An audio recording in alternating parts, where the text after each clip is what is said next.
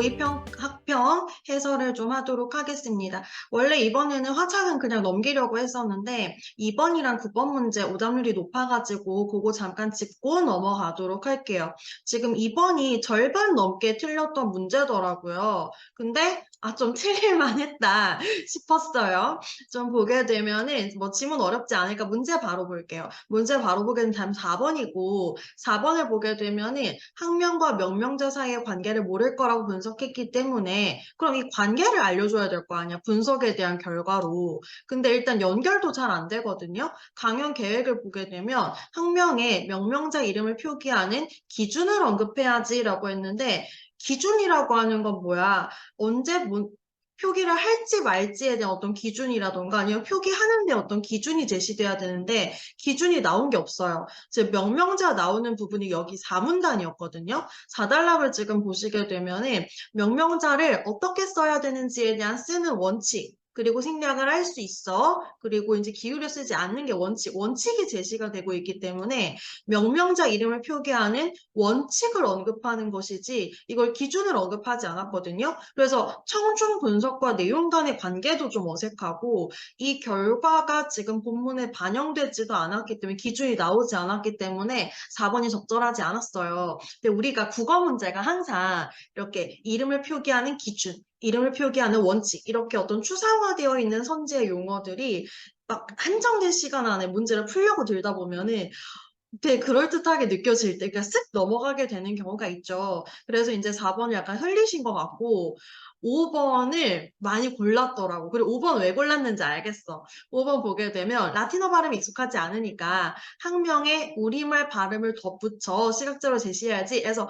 학명 설명하는 것이다 보니까 여기 지금 학명 쓰기로 했어. 그래서 학명에 속명이 있고 종소명이 있는데 거기에 이제 뭐 이렇게 명명자도 붙일 거야 이렇게 설명이 쭉 읽어가면서 5번 선지로 내려오잖아요. 그러니까 5번 선택지에 대한 내용 정도를 학생들이 아마 한 뒷부분에서 약간 찾으려고 하지 않았을까? 저 못해도 한 3, 4문단쯤에서 근데 뭔가 안 보이는 거야. 안 보이니까 우리말 발음 덧붙인 게 안 보이니까 순간 넘어가지 않았을까? 그러니까 조금만 이렇게 기울이면 되는데 관심을 기울이면 되는데 집중력을 기울이면 되는데 그 찰나에 집중력의 차이로 지금 한 문제를 날린 것 같아요. 이거 1문단 가서 봐야죠. 맨 처음에. 그래서 화면을 보실까요? 그래서 이게 저는 5번 볼 때 시각자료로 제시해야지 포커스를 두고 시각자료 어딨어? 하고 이렇게 한번 쓱 훑으니까 1문단이 있었더라고. 그래서 화면을 보실까요? 하고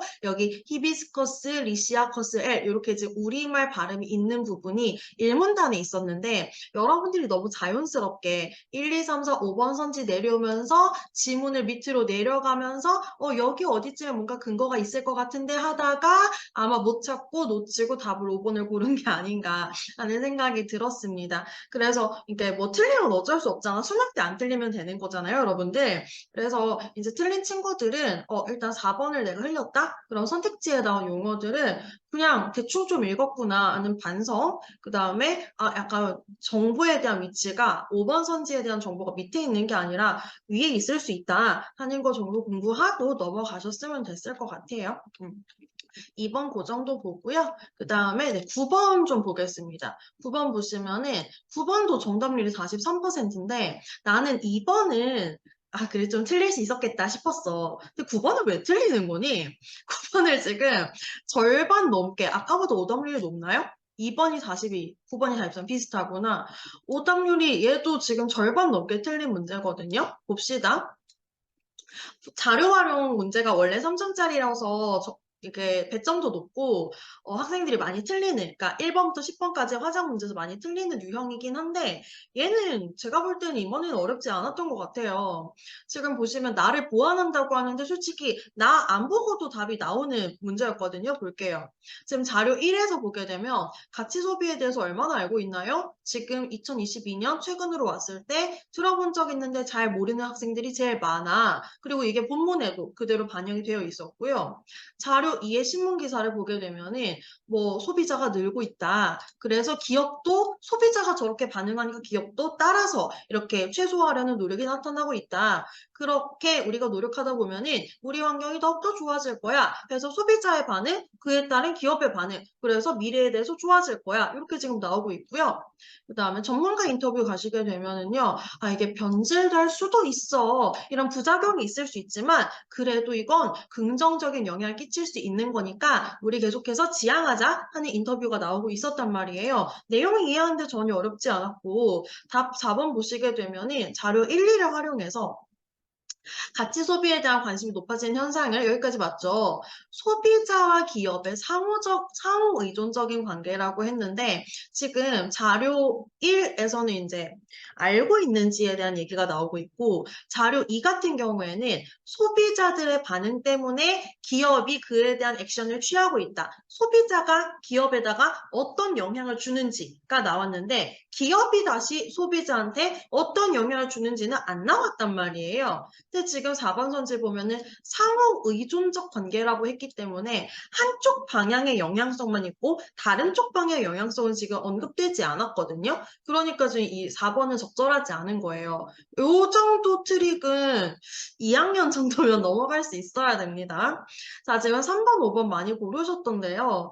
이게 뭐 함정 요소 이렇게 있니 얘들아 틀리지 말자 이런 거는 자 자료 3을 봤을 때 부작용이 있을 수 있어 그래서 권유관이 강요로 변질될 수 있어 언급됐으니까요 그 다음에 5번 선지 보시게 되면은 바람직하게 전개되었을 때 얻을 수 있는 효과 우리 환경은 더욱더 좋아질 거예요 그 다음에 우리가 지향해야 될 긍정적인 소비 현상이라고 볼 수 있겠습니다 언급되고 있으니까 적절하죠 그래서 9번은 안 들렸어야 되는 문제 아닌가 라고 또 쌤이 또 국어쌤이니까 재수없이 말을 해봤어요. 네, 그래서 화작은 요 정도 보겠습니다. 얘들아, 오늘 문법이 난리가 났더라.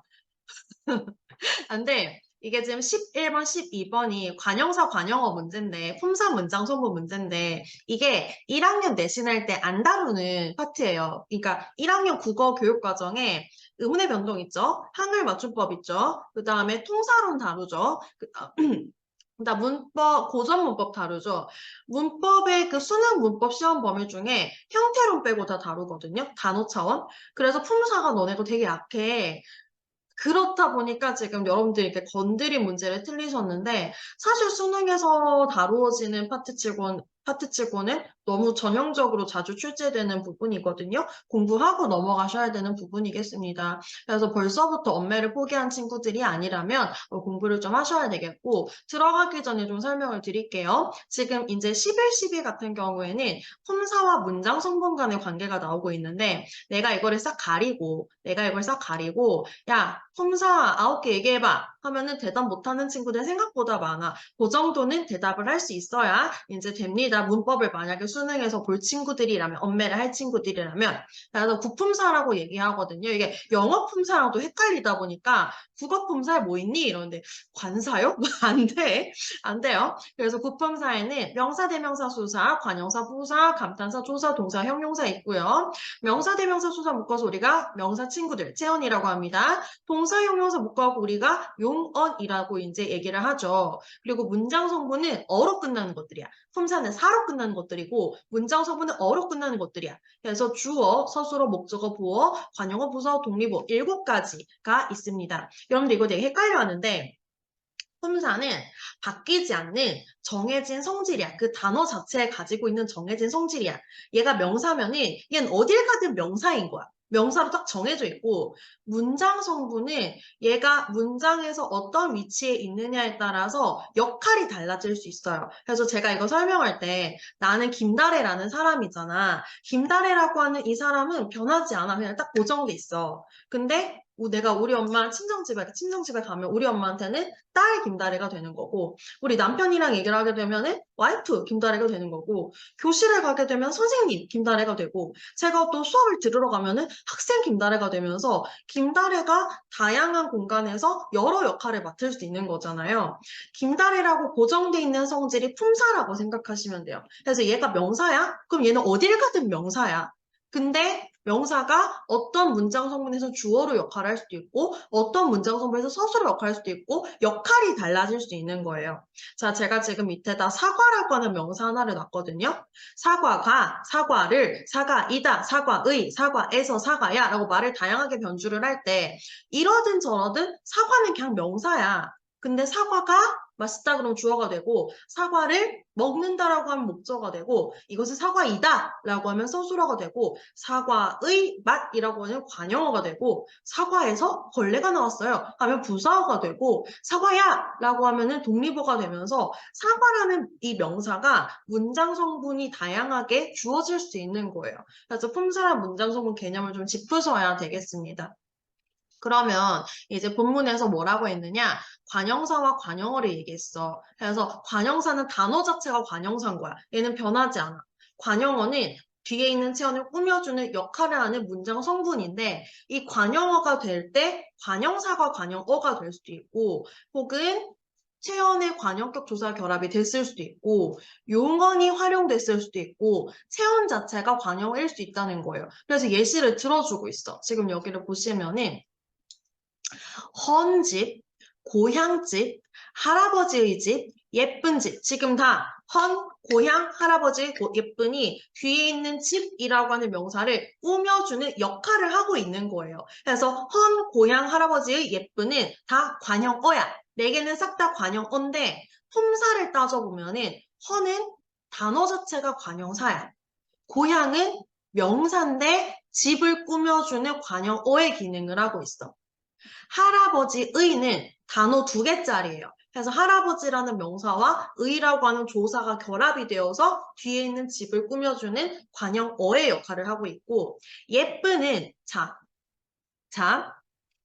여러분, 용어의 특성이 뭐예요? 이거는 1학년 내신 하면서 조금 공부했을 것 같은데 용어의 특성은 활용한다는 특성이 있어요. 용어는 기본형이 다로 끝나는 애들이어서 먹다, 먹고, 먹어서, 먹으니 활용하는 친구들이거든요. 예쁘다, 예쁘고, 예뻐서, 예쁘니 활용하는 친구들이어서 얘네들의 품사 차원에서 단어 차원에서 얘 품사가 뭐야? 라고 판단할 때는 항상 기본형을 떠올려 주셔야 돼요. 여러분 단어라고 하는 건 사전에 등재되는 애들이야. 그래서 너네가 사전을 찾을 거야. 외국인이어서 예쁜이라는 말이 뭔지 모르겠어. 예쁜쥐 했을 때 예쁜이 뭔지 모르겠어. 그럼 사전을 검색할 때는 예쁘다를 검색해야 되잖아. 그래서 뭐뭐하다로 끝나는 기본형을 떠올려 주셔야 돼요. 그럼 여기서 예쁜 집에 예쁜이라는 단어를 사전에서 검색할 때 기본형은 예쁘다인 거예요. 그럼 예쁘다는 뭐야? 형용사인 거야. 무슨 말인지 이해가 되셨으면 좋겠는데 이게 기초가 없는 친구들이면 이 수업을 들어도 지금 계속 좀 꼬일 거예요. 근데 나는 엄매를 할 거야. 그러면은 이 품사 문장 성분에 대해서 좀 공부를 시간 들여서 하셔야 되는 부분이 맞고요. 내가 얼레벌레 어디서 좀 들었던 뭔가가 있는데 머리 안에 정리가 안 돼 있어서 많이 틀렸어. 이런 친구들은 조금만 요 정도만 들어도 정리가 되실 거거든요. 자, 다시. 헌 고향 할아버지의 예쁜 4개 요거. 관형어야. 냈다. 문장 성분으로 관형어야. 집을 꾸며주는 역할을 하고 있어.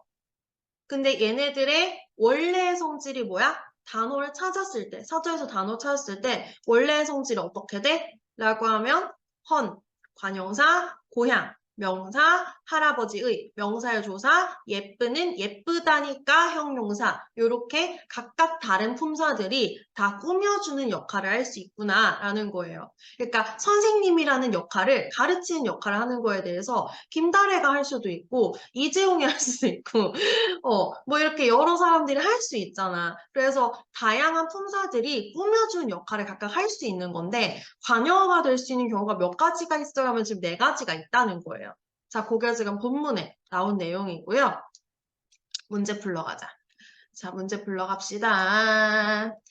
지금 11번부터 난리가 났어요. 그래서 지금 11번 적절하지 않은 게 4번이거든요. 아까 고향집이었나요, 외문에? 고향집이니까 고향이 집을 꾸며줘. 그러면 고향이 명사인 것은 바뀌지 않아. 품사는 바뀌지 않는데 얘가 집을 꾸며주는 역할을 할 거예요. 역할은 어로 끝나는 문장 성분이라는 거예요. 무슨 말인지 이해되시죠? 그래서 답이 적절하지 얘가 않았다. 그래서 1번 품사니까 변하지 않아요. 2번 관형사, 관형어 둘 다 후행체언을 꾸며주는 역할을 합니다. 3번 관형어가 관형사뿐만 아니라 형용사나 동사, 용언이 활용한 경우나 체언 자체나 혹은 관형격 조사가 결합되어서 지금 실현되는 4가지 경우가 본문에서 나오고 있었고요. 그 다음에 5번 형용사가 관형사가 될 수는 없는 거야. 근데 형용사가 관형어는 될 수 있다는 거예요. 그게 이 지문의 포인트입니다. 그래서 5번 적절하죠.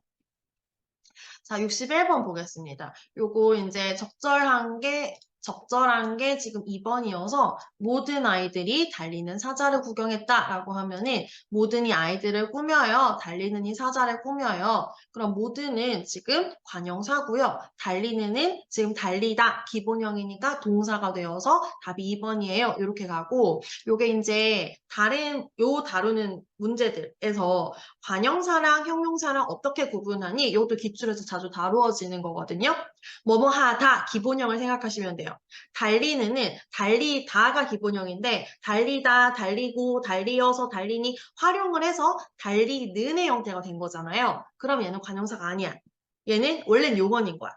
근데 모든은 모든다가 안 되잖아요. 뭐뭐하다의 기본형으로 떨어지지가 않으면 얘가 활용된 게 아닌 거야. 그러면 얘는 용언이 아니라 이 단어 자체가 원래 관형사구나 이렇게 판단을 해요. 그래서 답이 2번이고 나머지 선지 왜 틀렸는지 예문 좀 보겠습니다. 1번 보시면은 지금 선생님이 연두색으로 이렇게 해놓은 게 지금 다 관형어거든요. 관형어인데 새가 안 되죠. 단어 자체가 new, 새로운 걸 나타내는 관형사예요. 어머니의는 어머니라는 명사에 조사가 붙어서 자랑거리를 꾸며주고 있습니다. 디귿 같은 경우에는 친구인데 어떤 친구야? 친한 친구야. 그럼 원래 친하다인 거니까 친하다가 활용해서 친하니 친구를 꾸며주고 있고요. 우리 가족, 우리라고 하는 체언이 가족을 꾸며줘요. 그 다음에 걸음인데 어떤 걸음이에요? 가던 걸음이에요. 내가 여기 품사 안 썼네? 지금 쓸 수 있나? 보자. 이거 어떻게 쓰더라? 내가 지금 편집하는 툴을 안 켜놔가지고 조금 찾기 그런데, 가던에 원래 가다죠. 가다 기본형이니까 가다, 가고, 가서 활용한 거예요. 그래서 얘는 동사야, 품사가. 그 다음에 대부분이라는 체언에 의 조사 붙었습니다. 여름이 바다 꾸며줄 거예요. 근데 여름은 품사 뭐야? 명사인 거야. 그래서 지금 관형어랑 그 관형어를 만들어주는 품사랑 구분하는 문제 이 형태론 파트에서 정말 많이 기본적으로 출제되는 문제이기 때문에 내가 수능 때 엄매를 할 거야. 혹은 내신 때 엄매가 들어가는 친구들이라면 기본적으로 공부를 해주셔야 되는 부분이 되겠습니다. 그래서 지금 요거 넘어가고 13번. 나 진짜 깜짝 놀랐잖아. 정답률이 38%가 뭐니 얘들아. 이게 내가 왜 깜짝 놀랐는 줄 알아? 11, 11은 틀릴 수 있어. 근데 13은 조금 혼나야 돼. 왜? 의문의 변동은 1학년 제일 첫 내신 때 보통은 내신 때 하는 거잖아. 고등학교 들어오자마자 제일 먼저 배우는 문법이라고. 1년 지났다고 이렇게 까먹은 거야, 세상에 얘들아? 뭐 어려운 함정도 하나도 안 나와서 세상에. 지금 이렇게 틀리면은 어떡하니? 자, 답 2번이어서 뚫는 같은 경우에는요. 자, 일단 히읗 떨어져요. 그래서 뚫는 되게 되면은 유음화 일어나서 니은이 리을로 바뀔 거예요. 그래서 유음화 교체 일어나고 탈락 히읗 떨어지면서 의문이 하나 줄어들었어요. 그래서 답이 2번이고 1번 갈게요. 공부 안 한 거야, 이거 진짜. 1번 볼게요. 국밥이 국밥이 되면은 비읍이 삐읍으로 삐읍, 상비읍으로 교체된 거죠. 비읍 된 게 아니에요. 그러니까 첨가가 되려면은 국밥밥 이렇게 돼서 비읍이 2번 들어가야 돼. 근데 비읍이란 소리 대신 삐읍, 자꾸 삐읍이라고 하네. 쌍비읍이 들어가서 교체된 겁니다. 그래서 된소리 되기는 교체고 음운 개수 변화 없어요. 막내 볼게요. 기억이 이응으로 변했잖아. 그러면은 바둑이 받침이 만나용으로 바뀌는 거 비음하거든요. 교체 일어나서 음운 개수 변화 없어요. 물약. 그만해야지. 물약, 니은 첨가되고 이 니은이 리을과 만나서 유음화 되거든요. 그래서 니은 첨가와 유음화가 일어납니다. 음운 변동 2가지 일어나고요. 그래서 지금 하나 늘어나는 게 맞아요. 발피는 축약만 일어나는 거거든. 그럼 비읍하고 히읗 2개 있었는데 하나로 합쳐졌지. 그러면은 두 개가 하나 됐으니까 음운 개수 -1 돼야 되겠죠? 그래서 정답은 2번이다. 에이, 이거 진짜 하나도 안 어려웠어, 이거는 진짜. 그냥 공부 안 된 거야. 공부해야지 뭐 어떡해. 공부하자. 요거는 사조 문제 맞히셨더라고요. 잘하셨어요. 자, 15번 가겠습니다. 15번 봐봐. 우리 이제 2학기 때 고전문법이 1학년 2학기 때 고전문법이 대신을 했었다는 교육과정 그 전제하에 출제가 된 걸로 보이고요. 지금 답이 2번인데 여기 네 있지. 일단 답을 얘기하자. 내는 나이야. 그래서 이가 지금 주격조사이기 때문에 생략됐다고 하면 안 돼. 그래서 답은 2번이고 사실 요렇게 풀었으면은 이게 함정에 걸릴 수 있었겠다. 근데 기본적으로 고전문법 문제가 출제될 때에는 기억니은, 디귿리을, 미음 이렇게 출제되잖아요. 그럼 현대어풀이를 항상 주거든요. 현대어풀이를 주면은 기억니은, 디귿리을, 미음에 있는 애들의 현대어풀이에다가 형광펜을 쳐주세요. 그래서 기억, 향하이, 향하여, 나이, 내가, 같은가, 같은가, 이르더니, 이르더니, 생각디, 생각지에서 이렇게 대응시켜가면서 비교를 하셔야 되거든요. 그게 푸는 법은 사실 기본이야. 기본인데 그렇게 비교했더니 선생님 여기는 내만 있고 여기는 내가 있지 않습니까? 그래서 주격조사 생략된 줄 알았죠? 라고 하면은 네가 공부를 안 한 거잖아! 라고 대답을 할 수밖에 없겠습니다. 하여 정답은 2번이다. 그래서 그냥 어려웠던 문제는 솔직히 문법 없었거든요. 제가 볼 때는. 근데 되게 많이 틀렸더라고. 그냥 문법 공부가 안 돼 있는 거야. 그래서 생각해야 돼. 나는 과감하게 화작을 고르겠다 하든가, 나는 그래도 엄매 포기할 수 없지 하면은 고2 여름방학 때, 이 여름방학이 진짜 제일 좋은 기회예요. 왜냐면 예비 고3 겨울방학 때는 이제 진짜 본격적으로 예비 고3이기 때문에 비문학 문학에다가 되게 집중을 팍 할 수밖에 없거든요.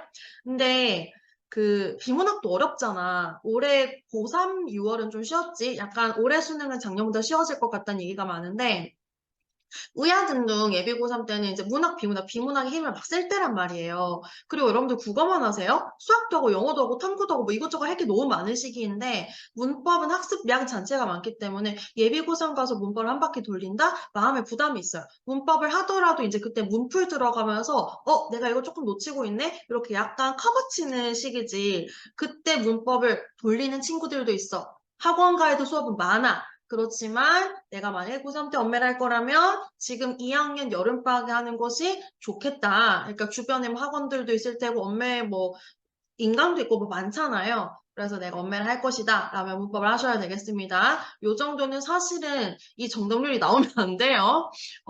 그랬다 하는 또 국어 선생님의 재수없는 잔소리를 조금 했고요.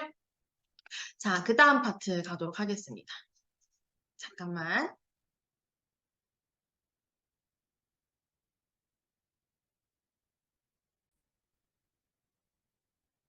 네, 물 한 모금 쪽 하고 왔고요. 이제 고전시가 소필 복합 세트 있었는데요. 잘 푸셨더라고요. 그래서 일단은 이제 17번 볼 때 보기 읽고 보기에서 국왕이라고 하는 필자가 책임감과 이제 그 백성들에 대한 연민의 정이 표출됐구나. 보기 읽은 다음에 여기 이제 여기 쭉 읽고 들어가고 그 다음에 보기 또 있었나요? 나에 대해선 보기 없었는데 기본적인 자연친화 고전시가의 전개 방식이었기 때문에 뭐 어려웠던 거 없었던 것 같고 그 다음에 다의 수필 읽고 다 이거 19번 보기 읽고 다 수필 읽고 문제 푸셨던 것 같아요. 고전시가 세트에서 하나 말씀드릴 건 지금 16번 많이 틀려서 드리는 말씀인데 여러분 이렇게 가사가 나오잖아요. 요새 고어는 많이 현대어로 풀어주고 있거든요. 요즘 출제를 보면은. 그래서 막 고어를 못 읽어서 고전시가를 엄청 틀린다? 그러니까 그거는 그러니까 안 쳐가지고 이거 읽어봐 그럼 읽을 수 있어.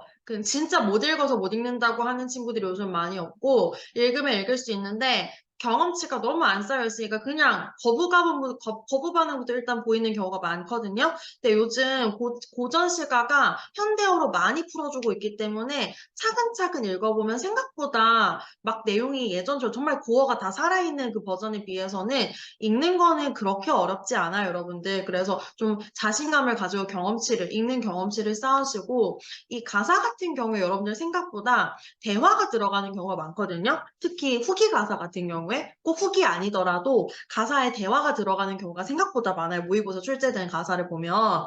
근데 고전시가잖아. 현대문학처럼 쌍따옴표 땡땡을 안 해주니까 말을 했는데 누가 어디서부터 말했는지가 잘 안 보일 때가 많아. 그래서 가사가 내신에 가도 제일 먼저 짚어주는 게 그거거든요. 뭐 관동별곡에서 꿈에서 신선이랑 대화를 한다거나 뭐 누앙사에서 이제 소 빌리러 갔는데 소 주인이랑 대화를 한다거나 뭐 또 뭐 있어요. 일동장요각 같은 경우에도 대화가 나오는 세트가 출제가 됐었었죠. 그래서 이런 식으로 가사가 들어가게 되면 생각보다 대화가 들어가는 경우가 많은데 대화가 쌍따옴표가 어디 없다 보니까 누가 어디서부터 어디까지 말했는지가 잘 안 보여요. 그것만 체크하셔도 좀 훨씬 수월해져요. 그걸 못하는 친구들이 많다는 걸 선생님들도 아니까 거기를 가지고 출제를 하는 거야. 그래서 이런 거 읽을 때 나직이 묻는 말씀 이렇게 물어본 거야. 그러니까 이제 너 어디 가니? 왜 가니? 너 왜 이렇게 고생하면서 가니? 이러고 물어보니까 대답을 하대. 내가 원래 당진 사람인데 아유 지금 흉년도 들었고 근데 지금 이거 막 바치기도 곡식도 바쳐야 되고 지금 너무 서럽다. 그래서 차라리 죽었으면 죽었지 살고 싶어가지고 내가 지금 떠나가고 있다. 라는 이제 백성의 대답을 들은 거거든요. 그래서 이렇게 뭔가 물어보고 대답하고 하는 대화의 장면이 나오면은 어디서부터 어디까지 말했는지를 좀 체크를 해주시는 게 좋겠다 하는 이제 팁을 좀 드리고 그래서 나는 이거 너무 대화인데 이렇게 해서 다 바로 1번 골랐단 말이지. 근데 이제 너네가 이거를 무려 지금 60% 넘는 친구들이 틀렸더라. 그래서 답은 일단 1번이었고 5번도 얘들아 이거 생각보다 함정으로 자주 나오는 선지야. 그래서 틀렸네 나 표현사용 특징 너무 어려워 이렇게 하지 마시고 이제 공부를 하면 돼요. 아, 가사에서는 대화가 들어가는 가사 생각보다 많구나. 다음에 가사 나오면은 대화를 좀 읽으려고 해야지. 근데 내가 너무 못 읽겠어. 그럼 읽는 연습을 좀 해. 그 다음 하나 얘기해 줄 게 뭐냐면 이 계절감이 들어가는 시어 있지. 얘가 생각보다 오답지로 나오고 나오면 많이 틀려. 왠 줄 알아요? 자, 가는 길고 뭔 소리인지 잘 모르겠고 잘 못 읽었다 쳐. 그러니까 나른데 나는 연시조잖아. 세 줄짜리니까 그 조금 읽어볼 법도 해. 대강 읽었더니 속세에서 벗어나서 자연에 왔다는 내용인 것 같아. 그럼 우리가 이제 공부한 경험치가 조금이라도 쌓이는 친구들은 자연 친화? 했을 때 계절감이 나타나는 배경에서의 자연 친화 시가를 공부했을 가능성이 커. 걔네들이 사시가 유형들이 있어서 뭐 강호 사시가, 어부 사시사 해가지고 봄, 여름, 가을, 겨울의 계절감 속에서 나는 봄에도 자연이 좋고요, 여름에도 자연이 좋고요, 가을에도 자연이 좋고요, 겨울에도 자연이 좋고요. 이런 식의 전개를 공부했던 친구들이 조금 많다는 거야. 그래서 다 잘 못 읽었지만 잘은 몰라도 어딘가 자연이 있을 듯? 이러고 고르는 친구들이 꽤 있어. 그걸 알고 출제자들이 이런 식의 5번 선택지, 계절감이 있었던 것 같지 않아? 이러고 이제 출제를 하는 거야. 거기에 이제 쏙 걸려가지고 고른 친구들이 좀 많아 보인다. 그래서 고를 때 좀 조심을 하자라고 생각을 하시면 되겠습니다. 문제 푸는 거 저는 크게 어렵지 않았던 것 같고, 이거 한번 읽고만 갈게요, 여러분들. 다시 아까 가는 이렇게 후루룩 봤었는데 가 다시 보면은 지금 누더기 입은 무리가 아이고야 읽어주네. 고마워요. 무더기 입을 우리가 지금 이제 자식들 손에 끊고 눈물 흘리면서 막 이제 오는 거야. 그래서 이제 내가 물었어. 너 어디서 오고 어디서 가니? 굶주려서 가는 사람인가? 가게 되면 얻어 먹을 수 있나? 날 따라가지고 다시 나 따라서 오게 되면은 당신네들 원님한테 가가지고 너네들 좀 편안하게 살게 해줄게. 안접이 뭡니까? 편안하게 살게 해줄게. 이렇게 얘기를 한 거예요. 그러니까 그 사람들이 뭐라고 대답하냐면 당진 사람인데요. 흉년도 들어오고 너무 힘든데 도망간 사람의 친구한을 있는 자한테 물리니 조선 후기에 그 폐단을 다루는 사회 시간에도 배우지 않나요? 중학교 때인가? 뭐 폐단을 다루는 고전문학 보면 저거 너무 흔하게 나오잖아. 여기 신고한 어휘 보면은 이제 세금을 물린다고 하는데 내가 내야 되는 세금이 아니야. 도망간 사람의 세금을 내가 내야 되니까 내가 미치고 팔짝 뛰겠는 거야. 지금 흉년도 들었는데 내 것도 못 바치고 있는 와중에 남의 세금을 어떻게 내냐. 근데 이거 못 내면 어떻게 돼? 의도 맞는 거야. 근데 얘들아 내가 권장 얘기할 때 또 하는 게 있는데 권장이 그냥 엎달뻗쳐 해갖고 공대인 몇 대 맞고 맨소리단 맞고 끝나는 게 아니에요. 옛날에 곤장을 맞으면은 장독이 올라서 죽어, 얘들아. 그래서 매 맞고 어떻게 사냐. 그래서 지금 어떤 살 길이 있어서 나온 게 아니야. 죽을 줄 알지만은 내가 저기 있으면 진짜 죽을 것 같으니까 야, 가다가 죽자. 라고 하면서 지금 이제 나온 거예요. 대책도 없이 나온 거야.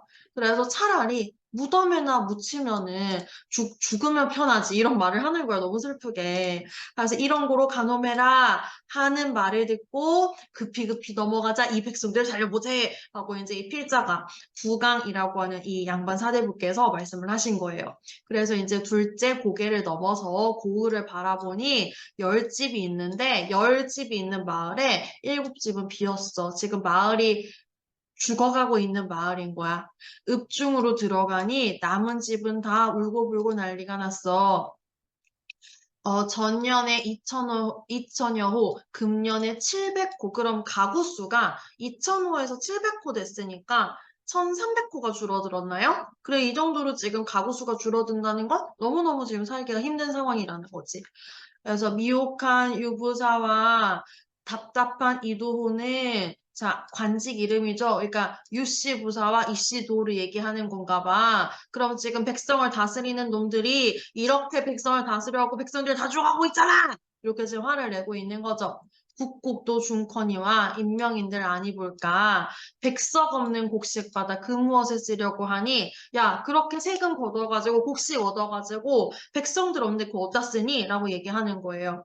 자 출도한 후에 왜 출도를 왜 해? 우리 좋아하는 거 있잖아 암행어사. 지금 암행어사 해서 암행어사 출두요 해가지고 니징족징하고 없이 니징족징 없이 하고 그래서 이제 세금 과도하게 물리는 거 하지 말고 호두잡이 후역을 태반이나 덜어주고 신고한 7만석은 세금을 탕감하자라고 아뢰겠다라고 해서 백성들의 안타까운 어떤 사정을 듣고 백성들을 잘 살려줘야지 하는 내용이었습니다. 자, 그 다음 나가 뭔가요? 귀사는 볼게요. 귀사는 너무 되게 전형적인 그 속세에서 자연으로 돌아왔어요. 나 자연에서 자연 친화해요. 내용의 시가였습니다. 내가 10년 동안 벼슬에 있다가 이제 고향에 온 거야. 그랬더니 고향의 산천은 여전한데 의구하다 정도는 아셔야 되는 고전시가 어휘예요. 여전한데 사람의 삶은 달라졌구나. 그래서 자연과 인간 사이 대비되는 거 고전시가 자주 나와줘. 아마도 세간 존무를 못내 슬퍼하더라. 요거 지금 어휘 줬어. 어휘 잠깐 보고 올까? 세상의 존속과 멸망이라고 나와 있는데 요게 인간사가 달라진 것을 세간 존물이라고 이제 어휘를 받은 것 같아. 그래서 고향에 돌아왔는데 자연은 그대로지만 뭔가 사람들이 살아가는 삶의 모습이 바뀌어져 있을 거 아니야. 그걸 보고 슬퍼하노라 하는 게 이제 일수가 되는 거고요. 이수 가게 되면은 강산아 나왔다. 백구야 반갑다. 자연도 기둘인 줄 알지만은 고향에 있는 바람과 달, 자연이 날 기다린 줄 알지만은 성은이 지중하시니 지금 화자가 10년 동안 뭐 하다 왔어요? 벼슬길 하다가 왔잖아요. 그래서 임금님의 은혜를 갚는 일, 벼슬길 하는 것도 중하기에 내가 벼슬길 하다가 좀 늦게 왔다 하는 게 이수가 되는 것 같고요. 삼수 가게 되면 산에 핀 꽃, 지물에 있고요. 물에 있는 새가 산에 울고 있어요. 내 한 몸이 한가하여 자연에 누워 있으니 세상의 어지러운 기별을 나는 이제 모르겠다. 세상 사는 나는 이제 모르겠다. 나는 자연 속에서 꽃 보고 새 울음소리 듣고 띵까띵까 한가롭게 놀고 있다. 강호한정이라고 하지요. 강호한정의 삼수 맞니? 사수에 드러나고 있습니다. 자, 그리고 이제 뭐 있니? 오수 가시게 되면은 검은고, 악기 나왔어, 얘들아. 우리는 검은고가 익숙하지 않지만 검은고는 이제 사대부 시가에 나오는 풍류의 아이템 중에 하나예요. 그 검은고 금자, 한자를 금자를 쓰기도 하거든요. 그래서 이제 금자도 좀 알아두시면 좋고 검은고를 비껴들고 이제 악기 된 거야. 그러니까 우리한테 기타가 좀 더 익숙한가? 아니면 뭐 요즘 핸드폰에 유튜브 같은 거 틀 수 있으니까 음악 같은 거 틀어놓고 아니면 악기 같은 거 뚱땅뚱땅 하면서 산속에서 지금 놀고 있는 거예요. 산소리 희롱하니 청풍 좋아요. 명월 좋아요. 유신랑 물려기는 갈매기도 좋아요. 그래서 자연 속에서 지금 풍류를 즐기고 있는 내용의 오수. 육수 가시면은 산수의 병이 되고 금가 지금 노래거든요. 에 벽이 있어. 내가 자연을 좋아하는 병이 있어. 악기를 다루고 노래를 부르는 벽이 있다고 하는 건 이제 풍류를 즐기고 있다는 뜻이야. 벽이 있어. 산수 좋은 곳에서 내가 지금 노래 부르면서 놀고 있대요. 너무 좋겠지. 너네도 이런 모의고사 공부 안 하고 또 기말고사 공부하고 있을 거 아니에요? 기말고사 공부 안 하고 자연에 가가지고 띵까띵까 놀면 얼마나 좋겠니? 그래서 풍류적인 태도 나타나고 있는 거예요. 두어라. 초로 인생이, 덧없는 인생이 내 인생 얘기하는 거야.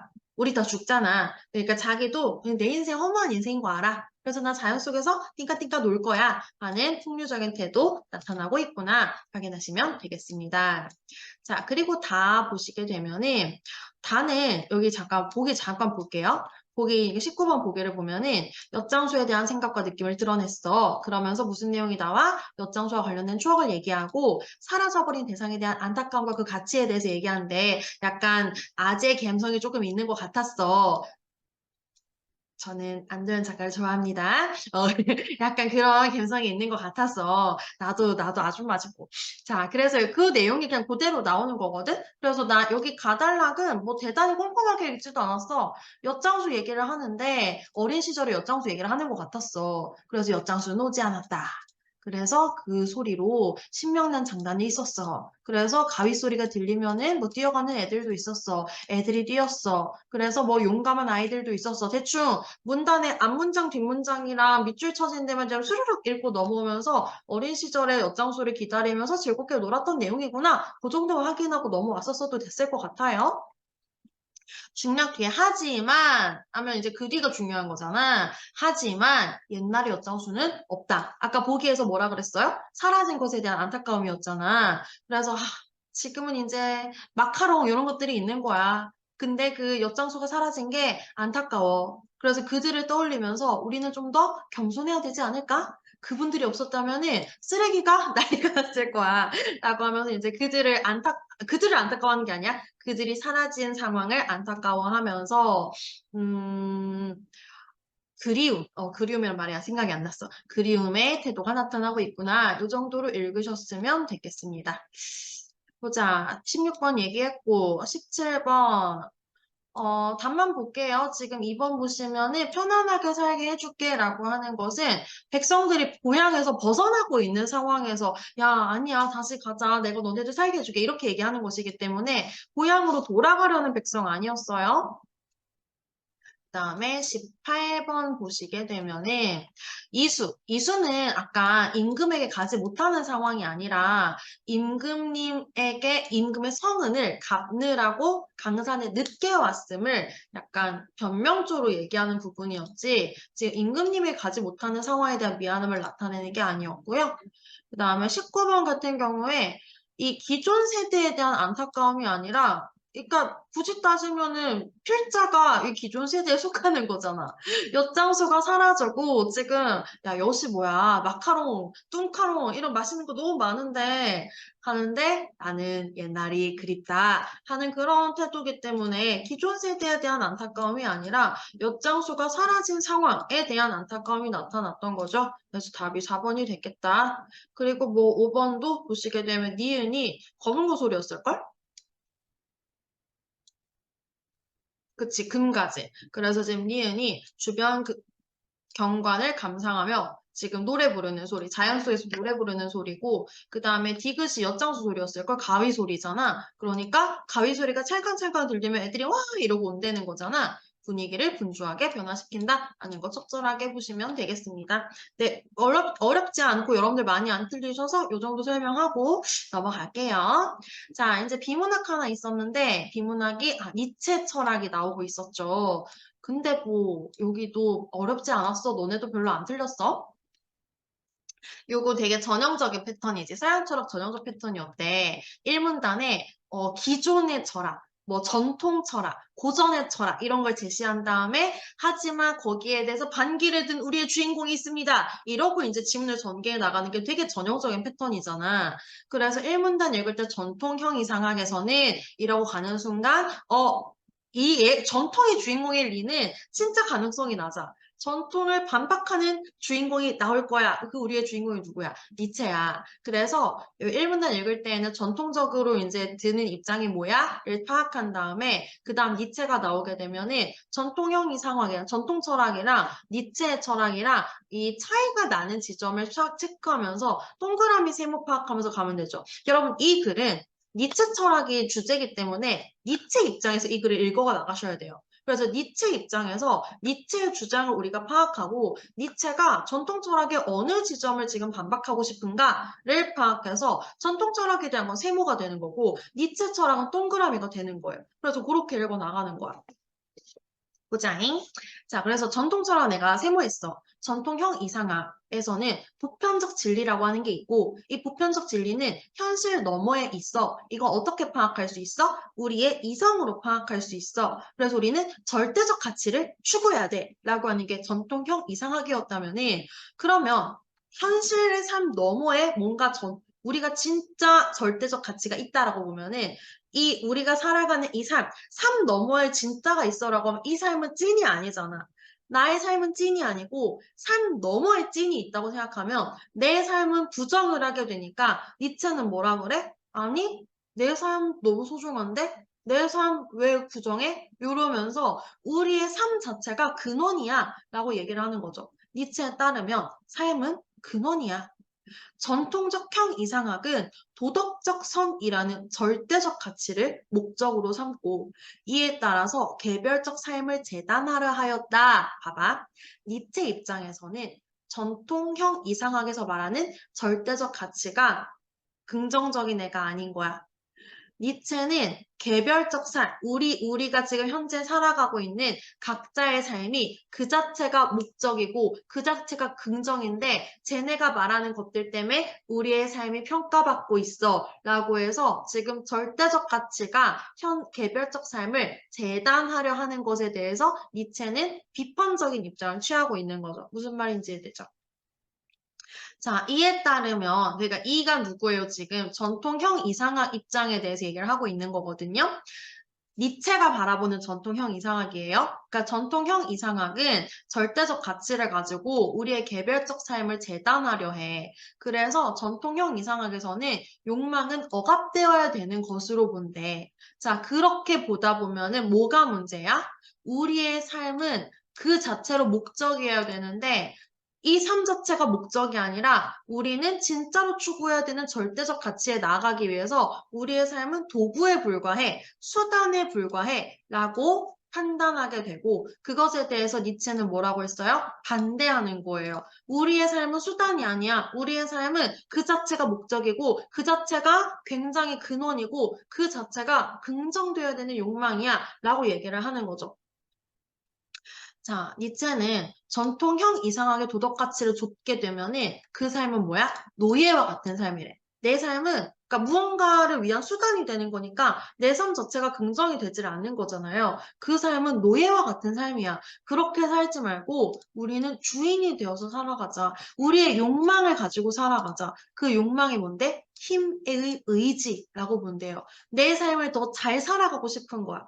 여러분들도 저도 여러분들 지금 혹시라도 이 강의를 듣고 있는 친구들 왜 들어요? 6월 모의고사 봤는데 학평 봤는데 나 9월에 좀 더 잘 보고 싶어. 11월에 좀 더 잘 보고 싶어. 나 수능에 좀 더 잘 보고 싶어. 내가 어떻게 공부해야 될까? 라는 고민, 힘에 대한 의지를 가지고 이걸 보는 거잖아요. 그게 필요하다는 거예요. 이 삶 자체를 긍정을 한다는 거죠. 그래서 이 힘의 의지를 가지고 살아가게 되면 우리는 현재 자신을 날파리가 있냐? 현재 자신을 극복하고 새로운 가치를 창조할 수 있다고 본대요. 자, 니체에 따르면 삶을 긍정하고 삶을 상승시키고자 하는 강자는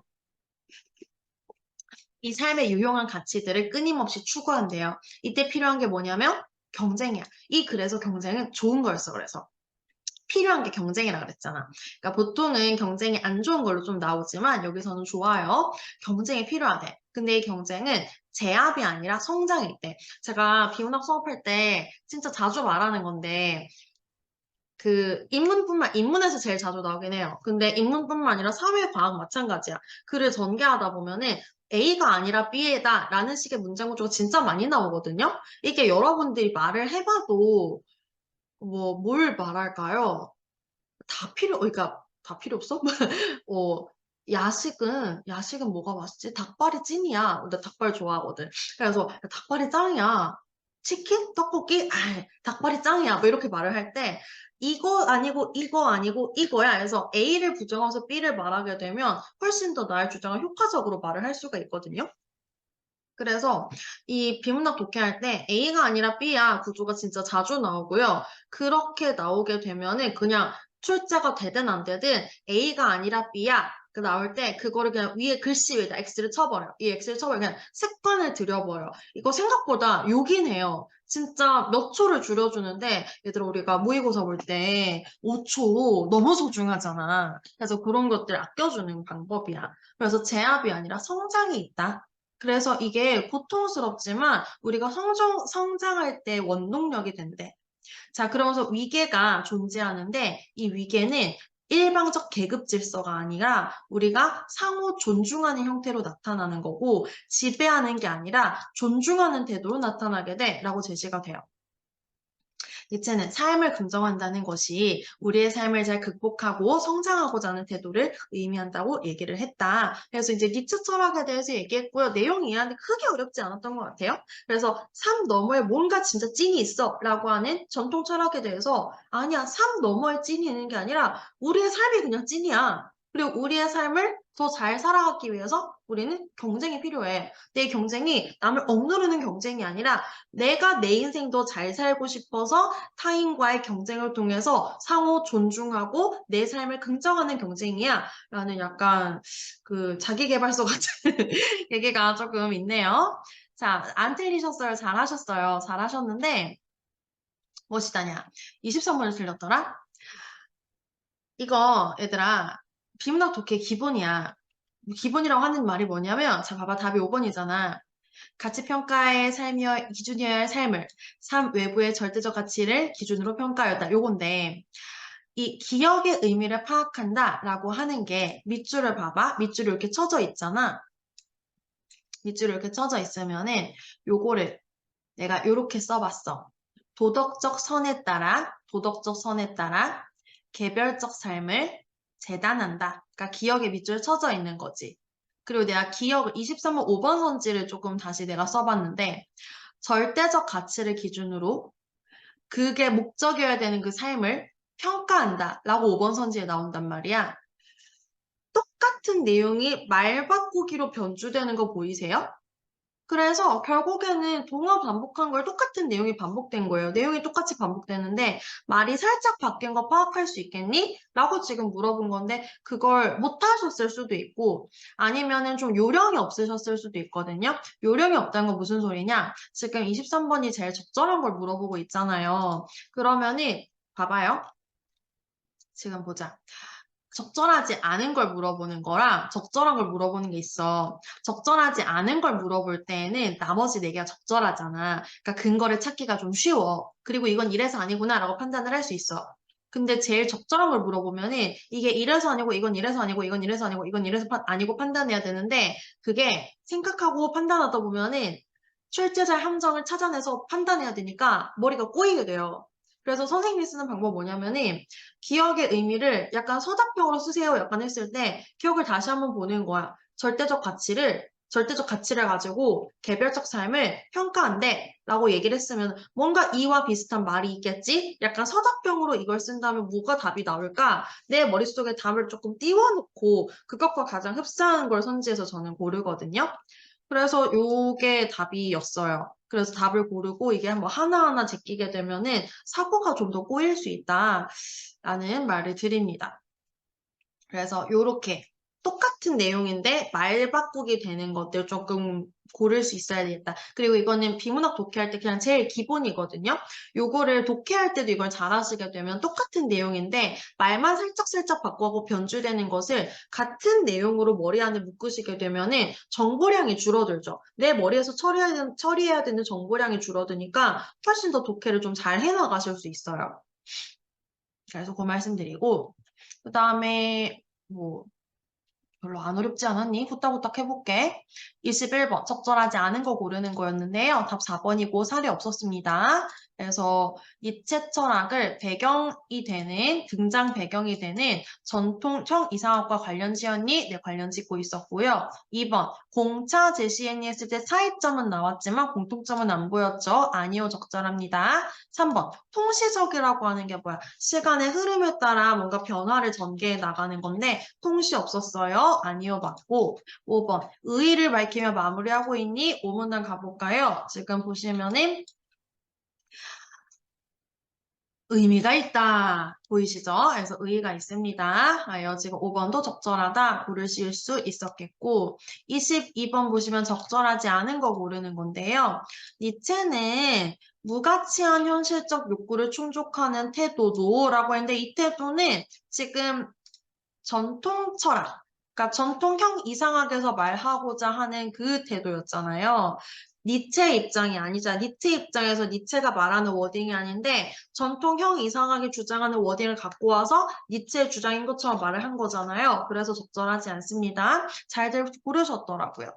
그 다음에 24번 오시게 되면은 봐봐요. 여기 지금 A가 잘 풀었더라고. 오답률 그렇게 높지 않았는데 내가 볼 때 힘의 의지는 동그라미 잘 쳤을 것 같아. 근데 우리가 인문 철학 지문 볼 때 욕망, 그 다음에 경쟁 이런 말들이 원래는 긍정적이지 않은 말로 훨씬 더 자주 출제가 되잖아요. 근데 이 지문에서 긍정적으로 읽었어야 됐거든요. 그게 필요하다라고 했고 그게 필요하다라고 했기 때문에 그래서 그 맥락에 따라서 이 사람이 이 욕망이나 경쟁이란 단어를 긍정하는지 부정하는지 판단을 조금 빠르게 잘 하셨어야 됐을 것 같고요.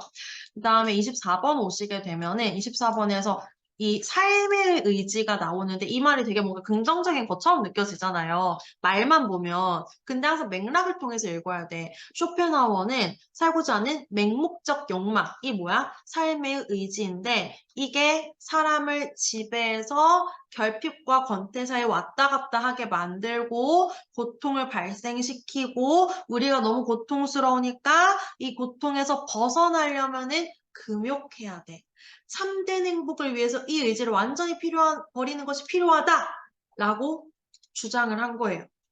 그러니까 지금 이 삶의 의지는 세모거든요. 그러니까 말만 보고 이 말이 좋은지 나쁜지 판단하시는 게 아니라 이 입장이 제시가 되면 니체든 쇼펜하우어든 입장이 제시가 되면 그 사람이 뭐라고 주장하는지를 보고 그 맥락 속에서 얘를 판단을 하셨어야 됐다는 말씀을 드립니다. 잘들 하신 것 같은데 혹여라도 좀 어려움을 느낀 친구들이 있다면 그게 되게 필요하다는 말씀을 드려요. 그래서 니체는 A가 좋아, 쇼펜하우어는 B가 안 좋아 라고 주장을 한 거잖아요. 이 두 사람의 핵심적인 주장을 비교하고 있기 때문에 답 고르는 게 크게 어렵지 않았던 것 같습니다.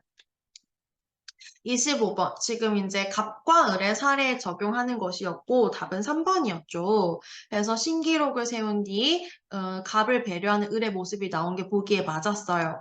근데 저는 일단 문제 풀면서 동등한 조건? 조건이 뭐가 나왔나? 하면서 물음표를 쳤었던 부분이고 확실히 틀렸던 오답의 근거는 상대의 능력을 확인하려고 한 게 아니잖아요.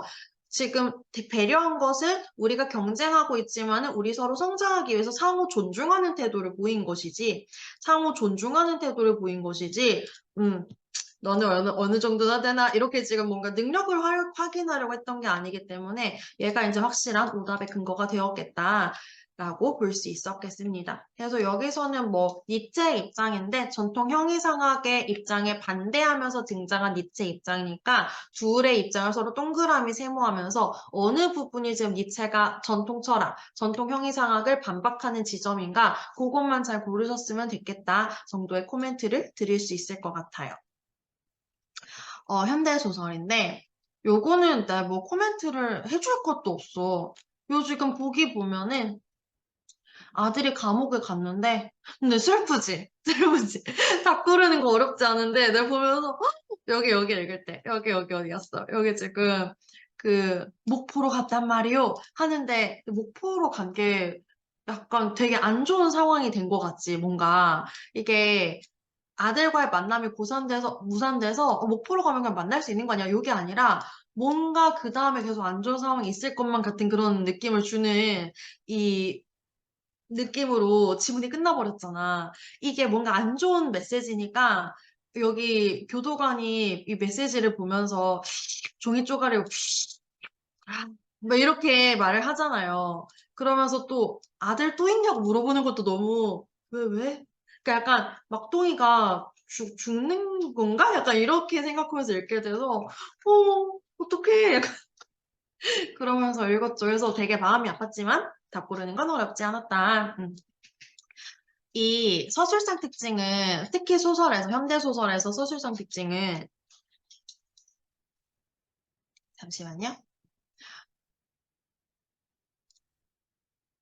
서술상 특징은 그 거의 시점 문제가 출제가 되고 특히 여기서도 지금 초점화자가 제시가 된 거잖아요. 그러니까 시점은 전지적 작가 시점이야. 그러니까 3인칭 소설자니까 1인칭이 아니잖아. 나가 없잖아. 그러니까 3인칭 소설자인데 특정 인물한테 포커스를 맞춰가지고 이 어머니가 어떻게 이 상황을 바라보고 있고 어머니가 어떤 경험을 하고 어머니가 어떤 심리가 있는지 어머니 한 사람한테 포커스를 맞추고 있잖아요. 초점화자를 설정해서 지금 지문을 전개해 나가고 있는데 너무너무 흔하게 나오는 거죠. 그래서 답이 5번이고요. 그다음에 요 3번 고르는 것도 어렵지 않았어. 큰 아들들의 소행을 노여워하는 것은 내가 막둥이 보러 가야 되는데 그걸 마련해주지 않으니까 지금 원망스럽고 이렇게 노여워하는 것이지 가난함을 자식들의 탓으로 여기는 게 아니었는데 뭐 전 너무 어렵지 않았죠. 이거 잘 하셨어요. 오답률도 높지 않았어. 그다음에 5번들 얘가 살짝 그래도 뭐 지금 보게 되면 기억이 쪽지였는데 쪽지를 보고 속닥거리고 찌푸리면서 이제 물어보니까 아 이게 뭔가 말하기가 되게 거리껴지니까 할머니가 와가지고 아이고 우리 아들 이러면서 그 뜨거운 솥을 들고 막 온 거잖아. 근데 그 교도관 입장에서 지금 여기 당신 아들 없어요. 목포 갔어요. 지금 뭔가 안 좋은 데로 갔어요. 라고 말하기가 네, 조금 거리껴지는 쉽지 않은 불편한 그런 상황이었구나 라고 우리가 볼 수 있었겠습니다. 네, 넘어가죠. 그래, 너네가 과학 지문을 엄청 틀렸더라? 근데 우리 반 보자, 이거 어휘지? 우리 반 친구들은 과학은 별로 안 틀렸어. 우리 반 친구들은 경제가 난리가 났더라고. 근데 이게 전체 정답률 봤더니 전체 정답률은 경제 괜찮더라고요. 35분 빼고. 우리 반 애들 경제가 난리가 났고 과학은 또 생각보다 잘 봤는데 이제 전반적으로 전국에 있는 친구들이 과학을 아주 많이 어려워했던 것 같습니다. 얘들아, 과학은 이 질문 같은 경우에는 그냥 차근차근 읽어야 돼. 답 없어. 진짜 그냥 차근차근 읽었어야 돼. 볼게. 지문부터 볼까, 그래도? 1문단을 보시게 되면요. DNA 분석이 화제야. DNA 분석은 뭐 하는 거야? 샘플에서 DNA를 채취한 다음에 이제 이 사람을 확인을 하는 거야. 그 방법에는 이제 SRT 분석법이라고 하는 게 있거든? SRT 분석법은 뭐냐면은 DNA 특정 구간에서 짧은 염기 서열이 연쇄적으로 반복해서 나타나는 부분을 분석을 할 거야. 라고 얘기를 했어요. 자, 이 지문을 한 문장으로 요약해 보세요. 하면은 요거죠. 그쵸? 그리고 얘들아, 원래 비문학에서 100% 그런 건 아닌데, 한 85% 정도는 1문단 마지막 줄에 주제의식이 되게 함축되어 있는 경우가 많거든요. 과학 지문처럼 이게 뭔 주제가 있어. 이 정보량이 이렇게 많이 산재되어 있는데 라고 해도 주제는 있어. 이 지문은 DNA 분석이고 DNA 분석 중에서도 SRT 분석법인데 걔는 뭐냐면은 DNA 안에 특정한 짧은 염기 서열이 연쇄적으로 반복되는 부분이 내가 방금 SRT라고 했던 것 같은데 STR이라는 부분이 있는데 그걸 분석하는 거야. 그러니까 이 지문의 전체 내용이었잖아. 그치? 응. 그래서 1문단에서는 이 글의 화제의 주제에 제시를 하고 있었어요. 근데 우리가 처음 독해할 때는 여기를 읽어봤자 SRT 분석법은 DNA 특정 구간에서 짧은 염기 서열이 연쇄적으로 반복하여 나타나는 부분을 분석하는 방법이다. 읽어봤자 그게 뭐 내용이 대단히 와닿질 않잖아. 그치. 그러면서 읽어도 중요한지 모르고 읽게 되는 부분이기는 해요. 저 역시 그렇습니다. 자, 이 문단 갈게요. 이 문단 가시면 SRT 분석법의 원리를 알기 위해서는 상동 염색체, DNA, 염기서열에 대한 이해가 필요하다. 얘들아 봐봐라. 지금 그럼 봐봐. 1번 1문장에서 이 문단 1번 문장에서 나는 그래서 STR 분석법의 원리를 제시할 거야. 이게 진짜 중요한 내용이거든. 근데 그걸 알려면은 상동 염색체, DNA, 염기서열이라고 하는 게 먼저 알아야 돼. 진짜 중요한 걸 알기 위해서 상동 염색체, DNA, 염기서열이라고 하는 사전 정보를 알아야 돼서 내가 이걸 제시할 거야 라고 제시한 거예요. 그쵸? 그래서 쟤네들이 일단 사전 정보라는 걸 알아야 돼. 그리고 사전 정보가 A, B, C가 있습니다. 나열, 열거를 한다면은 관문서에서 나왔잖아. 열고 됐잖아. 그러면 이제 뒤에서는 순서대로 상동 염색체가 뭔지, DNA가 뭔지, 염기설이 뭔지 제시를 하겠구나. 그럼 그 세 가지가 나올 때 네모 박스 치고 핵심적인 정보에 밑줄 쳐야 되겠구나 하면서 읽으셨으면 괜찮아요. 가볼게요. 자, 체세포의 핵에는 모양과 크기가 동일한 염색체가 두 개 쌍으로 있는데 이걸 삼동 염색체라고 한다. 그래서 지금 첫 번째 중요한 사전 정보가 상동 염색체일 거라고 했잖아. 그래서 상동 염색체 네모 박스 쳐주시고 그게 뭔데? 똑같은 염색체 세트로 있는 걸 얘기를 하는 거래. 오케이, 오케이, 알겠어. 아빠 계열, 엄마 계열이 있겠대요. 자, 그리고 이 삼동 염색체는 DNA로 구성되어 있는데 삼동 염색체를 구성하는 DNA가 있어. 그럼 DNA를 알아야 되는데 DNA는 뭐야? 상동 염색체를 구성하는 애고, 그리고 얘는 유전자를 갖고 있는 애래. 그치? 자, 그리고 이제 DNA에는 네 종류, A, G, C, T라고 한 네 종류의 염기 30억 개로 구성되는데 이게 쭈루루루루루루 서열, 이어져 있는 서열의 형태로 되어 있고 이걸 DNA의 염기 서열이라고 한다는구나. 그럼 지금 상동 염색체, DNA, 염기서열 세 개에 대해서 제시를 했고 각각의 무슨 내용인지 상동 염색체는 두 개가 세트로 있는 염색체예요. 얘 안에 뭐 있어요? DNA가 있는데요. DNA엔 유전자가 있습니다. 그리고 이 DNA는요, 염기서열들이 이렇게 35개가 있거든요. 그리고 염기서열이라고 해요. 사전 정보를 제시했어. 그러면은 핵심적인 내용 키워드 밑줄 치면서 내려오시고, 자, 아직 중요한 거 얘기 안 했지. STR 분석법의 원리를 얘기할 건데, 그거 아직 얘기를 안 한 거야. 그래서 이제 그 원리를 얘기할 거야. 염색체 안에 특정 위치. 저는 독해할 때 제가 시험지 문제 풀 때는 특정 위치에도 밑줄을 쳤던 기억이 나거든요. 특정 위치에 특정 구간 여기 밑줄을 쳤는데 특정 위치에 DNA 염기서열을 분석해 보면은 짧은 염기서열이 반복적으로 나타난 특정 구간이 있대요. 우리 1문단 다시 올라가 볼까요? 특정 구간에서 짧은 염기설이 연쇄적으로 반복해서 나타나는 부분. 여기죠, 지금. 어디 갔어? 짧은 염기설이 연속적으로 반복해서 나타난 특정 구간이죠. 똑같은 내용 동화 반복되고 있는 거예요. 그러니까 얘가 진짜 중요한 거야. 걔가 뭐야? 걔가 STR이야. 걔가 사람마다 횟수가 다르대. 그래서 사람마다 보유하게 횟수가 다르니까 그 횟수를 비교해서 이 사람이 그 사람인지 판단을 하겠다는 거예요. 자, STR 분석을 하기 위해서는 먼저 염색체 내 위치가 특정돼야 되는데 그 위치를 좌위라고 한대요. 그리고 그림을 통해서 무언가 사례를 제시를 하고 있잖아요. 그러면 얘들아, 여기는 선생님 이러는 거 빨리 어떻게 읽어요? 저 좀 빨리 못 읽겠어요. 나도. 나도 빨리 못 읽어. 나도 빨리 못 읽으니까 그냥 천천히 시간 들여서 읽는 수밖에 없어.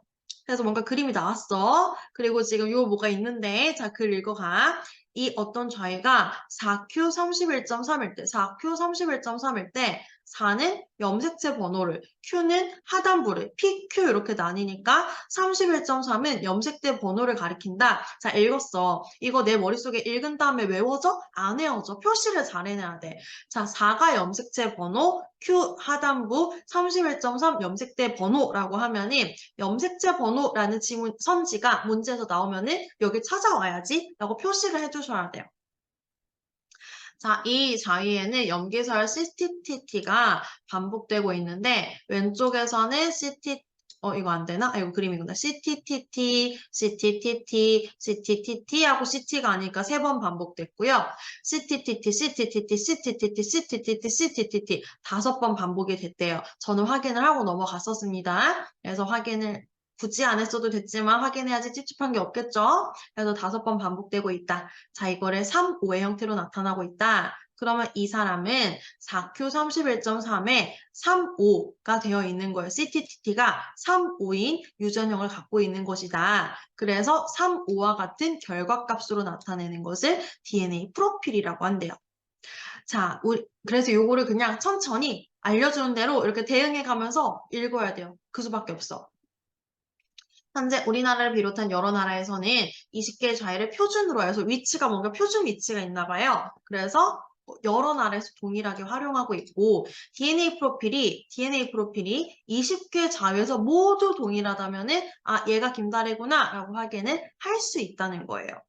이렇게 읽으면 이제 읽어지는데 하나만 짚을게. 여기서 약간 여러분들이 혼동됐을 법한 그래서 지금 제 생각에 30번을 많이 틀린 이유가 제 생각에는 요거를 못했을 것 같은데 어디 갔지? 여기까지 올릴게. 지금 보게 되면 샘플이 혈흔이나 모발이니까 어떤 이 체세포를 얘기를 하는 거잖아. 이렇게 머리카락 곱게 하고 여기 체세포를 얘기하는 거잖아.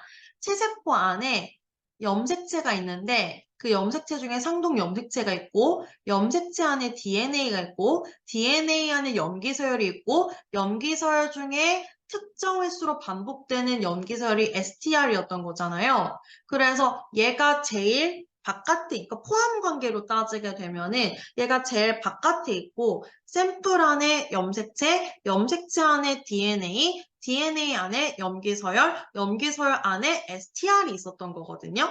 요 포함 관계가 이해되시겠어요? 그거를 놓치셨으면은 그게 뭔가 위계가 서 있지 않았다면은 좀 문제 풀다가 헷갈릴 수 있었겠다라는 생각이 듭니다. 가볼게요. 29번은 정답률이 70몇 %였던 걸로 기억하는데 많이 안 틀렸어. 그래서 STR이라고 하는 게 뭐야? 염기서열 중에 일부를 분석 대상으로 한다. 그래서 얘가 지금 제일 적절했던 거죠? 네. 그래서 지금 답이 5번이었고 됐어 얘는 뭐 잘했어. 30번 가보자. 30번에서 추론한 내용을 가장 적절한 것은 물어보고 있는데요. 지금 답이 1번이어서 연쇄적으로 반복되지 않는 부분도 있을 거야. 그치? 특정 부분에서 지금 STR이 반복되고 있었으니까 반복되는 어떤 특정 구간이 있고 그렇지 않은 구간이 있을 거야 라고 생각하는 건 크게 어렵지 않았을 것 같아요. 그래서 답이 1번인데 여러분들이 3, 4를 많이 고르셨더라고요. 일단 2랑 5 나가리 하는 건 더 쉬웠을 것 같아. 지금 2를 보게 되면은 지금 염색대 번호가 서로 다르겠군이라고 하는 게 잠시만요.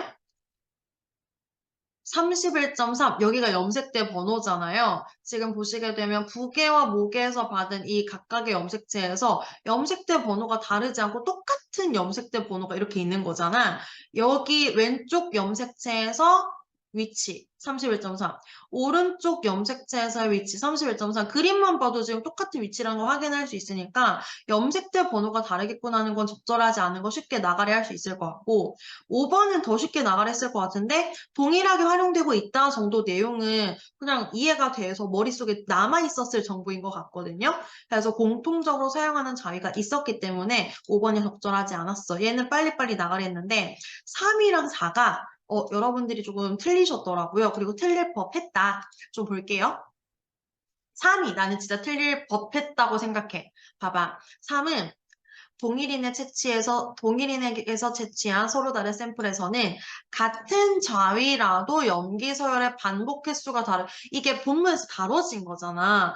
본문에서 지금 똑같은 위치인데 왼쪽에는 지금 3번 반복되고 오른쪽에는 5번 반복되니까 지금 같은 좌위인데 염기 서열의 반복 횟수가 다른 게 본문에서 다루어진 정보잖아요. 이만큼이 지금 본문에서 다루어진 정보잖아요. 그러니까 여러분들 3번이 되게 그럴듯해 라고 생각했을 것 같아. 근데 왜 틀렸나 한번 보자. 왜 틀렸나 보면은 동일인에게서 채취한 서로 다른 샘플에서는 여기가 지금 틀렸거든요. 봐봐요. 비교 대상이 다른 건데요. 지금 지문에서는 자, 다시 왼쪽 거 3번 반복됐어요. 오른쪽 거 5번 반복됐어요. 3회와 5회는 뭐의 3회였냐면은 특정 염기서열 STTT STTT, STTT, STTT라고 하는 특정 염기서열이 반복되는 횟수. STR이 3회냐, 5회냐의 다른 횟수였어요. 그죠? 지문에서 다루었던 건 STR인데, 본문에서 3번 선지에서 뭐라고 했냐면은, 샘플이 머리카락에서 나온 샘플과 혈흔 샘플에서는 횟수가 다르겠군 이래버렸단 말이에요. 서로 다른 샘플에서 달라진다고 말했기 때문에 지문에서 다르다고 한 것과 샘플에서 다르다고 한 것의 비교 대상이 달라요. 다시. 지문에서는 샘플 안에 염색체 안에 DNA 안에 염기서열 안에 STR이 있는 거거든요.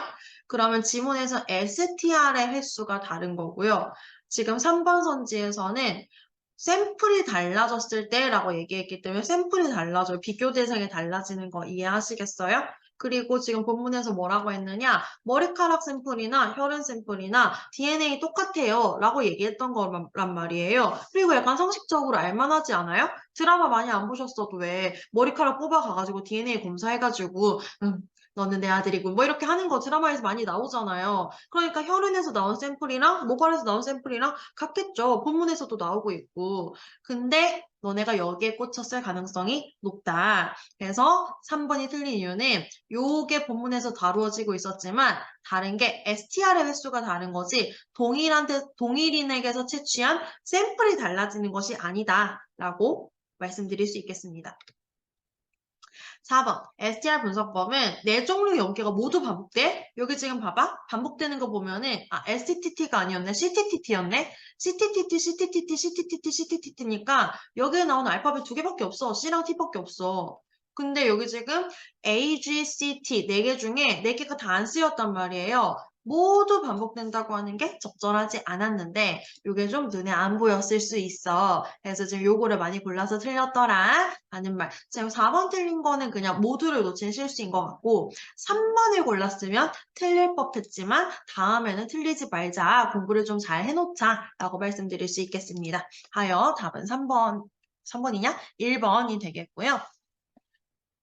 자, 31번 보시죠. 31번 보시면은 절반 조금 안 되게 틀리셨네요. 지금 윗글을 바탕으로 보기를 이해하라고 했어, 얘들아. 이해하라고 했는데 이게 정보량 이렇게 막 정보량도 많고 막 이렇게 봐야 되고 볼 게 많으니까 시간도 많이 들고 하잖아. 그냥 시간 들여. 다른 수 없다. 다른 수 없다. 문학이나 뭐 아니면 다르게 좀 자신 있는 데서 뭐 니체 그런 데서 좀 이렇게 시간을 단축을 하지 시간을 들여야 되는 애는 그냥 시간을 들이자. 내가 여기까지 올 짬이 안 된다 하면은 그냥 한 문제 과감하게 포기하자. 그런 정도. 선생님 이런 말 해도 되지. 얘들 어쨌든 점수를 내야 되는 거니까, 그치? 그래서 내가 완전 1등급 최상위가 아닌데, 과학지문 약하고, 이렇게 시간이 좀 들어야 되는 문제가 있으면은, 과감하게 포기하는 것도 하나의 방법일 수 있어요, 여러분들. 여기서 시간을 단축한 다음에, 내가 자신 있는 문제에다 좀 더 시간 투자하는 건 영리한 전략이 될 수 있죠. 봅시다. 그래서 적절하지 않은 거 고르는 거였어요. 그래서 지금 DNA 프로필이 제시가 되고요. 좌이가 20개가 나옵니다. 결과값이 이렇게 숫자가 나오는 거는 왼쪽에서의 그 반복되는 횟수, 오른쪽 염색체에서의 반복된 횟수가 두 개가 나오고 있고 위치가 각각 4Q 31.3처럼 이렇게 뭔가 위치가 있고 반복되는 염기서열이 얘네 CTTT 반복됐었는데 얘네들은 각각 이런 것들이 반복이 된다고 쳤대요. 자, 그리고 지금 적절하지 않은 걸 보시게 되면은 근데 답 고르는 거는 쉬웠거든. 그러니까 1, 2, 3, 4까지 오면서 얘는 이래서 받고 얘는 이래서 받고 얘는 이래서 받고 얘는 이래서 받고까지 걸리는데 시간이 좀 많이 걸려서 그렇지 5를 왔을 때 자, 2에서 48이야. 20에서 84. 그럼 2에서 48이면은 지금 이 범위는 66이니까 일치하지 않잖아. 그러면 20에서는 일치하지만 이 좌위에서는 일치하지 않으니까 지금 범인으로 확정하기에는 안 되죠. 왜 본문에서 뭐라 그랬냐면 20개의 좌위에서 모두 동일해야 된다고 했기 때문에 지금 범인을 확정할 수 있다고 하는 게 아니죠. 그래서 의외로 답은 쉽게 나왔는데 우리 이제 공부하는 거니까 문제 다 풀고 시험지 분석하고 다시 공부하는 거니까 1, 2, 3, 4도 좀 보고 갑시다. 1번 보시면은 자, 7번 염색체의 하단부 특정 염색대에 GAG, 자, GAG 볼게요. 지금 염기서열별 자꾸 알파벳이 좀 약해. 미안해. GATA지, 얘들아. GATA 배열이 있는데 얘가 지금 위치가 어디예요? 7Q21.11이잖아요. 그럼 7이 뭐였어? 염색체 번호 오는 자리가 7이었잖아. 그럼 7번 염색체의 하단부, Q니까 지금 하단부인 거야. 거기에 특정 염색대에 GATA가 왼쪽에서는 8번, 오른쪽에서 4번 반복되니까 4번 반복되는 DNA 있는 거 맞네요. 그래서 1번 괜찮고요. 2번, 범인은 북의 모계에서 받은 염색체 STR 반복 횟수가 동일하게 나오는 좌위를 하나 이상 가지고 있군. 보시게 되면요. 지금 AGAT가 1번 좌위랑 3번 좌위에서 반복되는 이 염기서열이 지금 1번과 3번에서 똑같이 나오고 있잖아요. 그럼 STR 반복 횟수가 동일하게 나오는 좌위가 1번에도 있고 3번에도 있구나라고 확인할 수 있었겠습니다. 그 다음에 3번 보시게 되면은 을의 DNA 프로필을 만들기 위해서는 을의 5번 염색체가 2번 이상 반복되겠군. 자, 지금 몇 번 염색체다라고 하는 거는 맨 첫 번째 나오는 숫자잖아요. 그래서 얘가 지금 4번 염색체였잖아요. 그럼 지금 5번 염색체니까 지금 여기 위치에 있는 숫자에서 5가 나오는 걸 찾으면 되는데 1번 자리에 5Q 이렇게 가고 있고 3번 자리에도 5Q 이렇게 가니까 5번 염색체가 못해도 2번 이상 쓰이겠구나라고 하는 거 적절할 거예요. 4번. 을이 범인이라. 나는 4에서 좀 고민했고, 완전 옳은 풀이로 답을 안 골랐다고 내가 푼다음에 해설지를 보니까. 을이 범인이라면 1과 3에서 모계에서 받은 염색체의 AGAT가 지금 이렇게 나오는데 반복 횟수의 합이 12보다 클 수 없겠군이라고 했는데 얘 해설지를 보니까 왼쪽 게 아빠 건지 오른쪽 게 아빠 건지 알 수 없다라고 나오긴 했는데 선생님 문제 풀 때는 그 왼쪽 게 아빠겠거니 오른쪽 게 엄마겠거니라고 생각을 했어요. 사실 근거가 없거든? 근거가 없이 그냥 부계와 모계에서 하나씩 물려받는다 그랬지 그게 왼쪽인지 오른쪽인지 안 나왔는데 부계, 모계 이렇게 나오니까 부계, 모계겠거니라고 생각을 했어.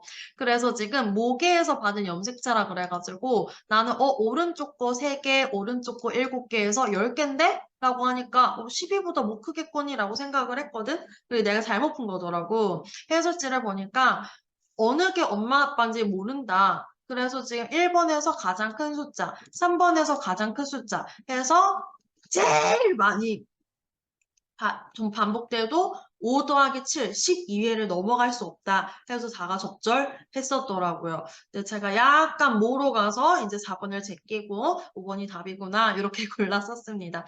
해서 솔직히 그냥 1, 2, 3, 4 빼고요. 5만 보면은 5 고르는 건 좀 되게 쉬웠어요. 근데 1번, 2번, 3번, 4번을 표를 하나하나 해석하고 결과값이 5가 뭐였지? 아, 왼쪽 염색체가 5번 반복되는 거였지? 위치 5Q 33.1이 뭐야? 5가 뭐야? 염색체 번호 뭐 이렇게 다시 하나하나 찾아가서 이 표에 나오는 정보가 뭘 의미하는 거였는지를 지문 가서 확인하는 작업이 있었어야 됐다 보니 귀찮죠. 근데 그냥 귀찮으면서 풀어야 돼. 별 수 없어. 그래서 그냥 시간을 들여서 귀찮게 풀었어야 됐다 정도로 코멘트를 드릴 수 있겠습니다. 어휘 어렵지 않았고요. 어휘 넘어갈게요, 여러분들. 그리고 이제 경제를 가보도록 할 텐데요. 물 한 번 마시고 오자. 네, 경제 가겠습니다. 네, 경제 지문이 지금 가나 이렇게 두 지문 붙어서 나왔었는데,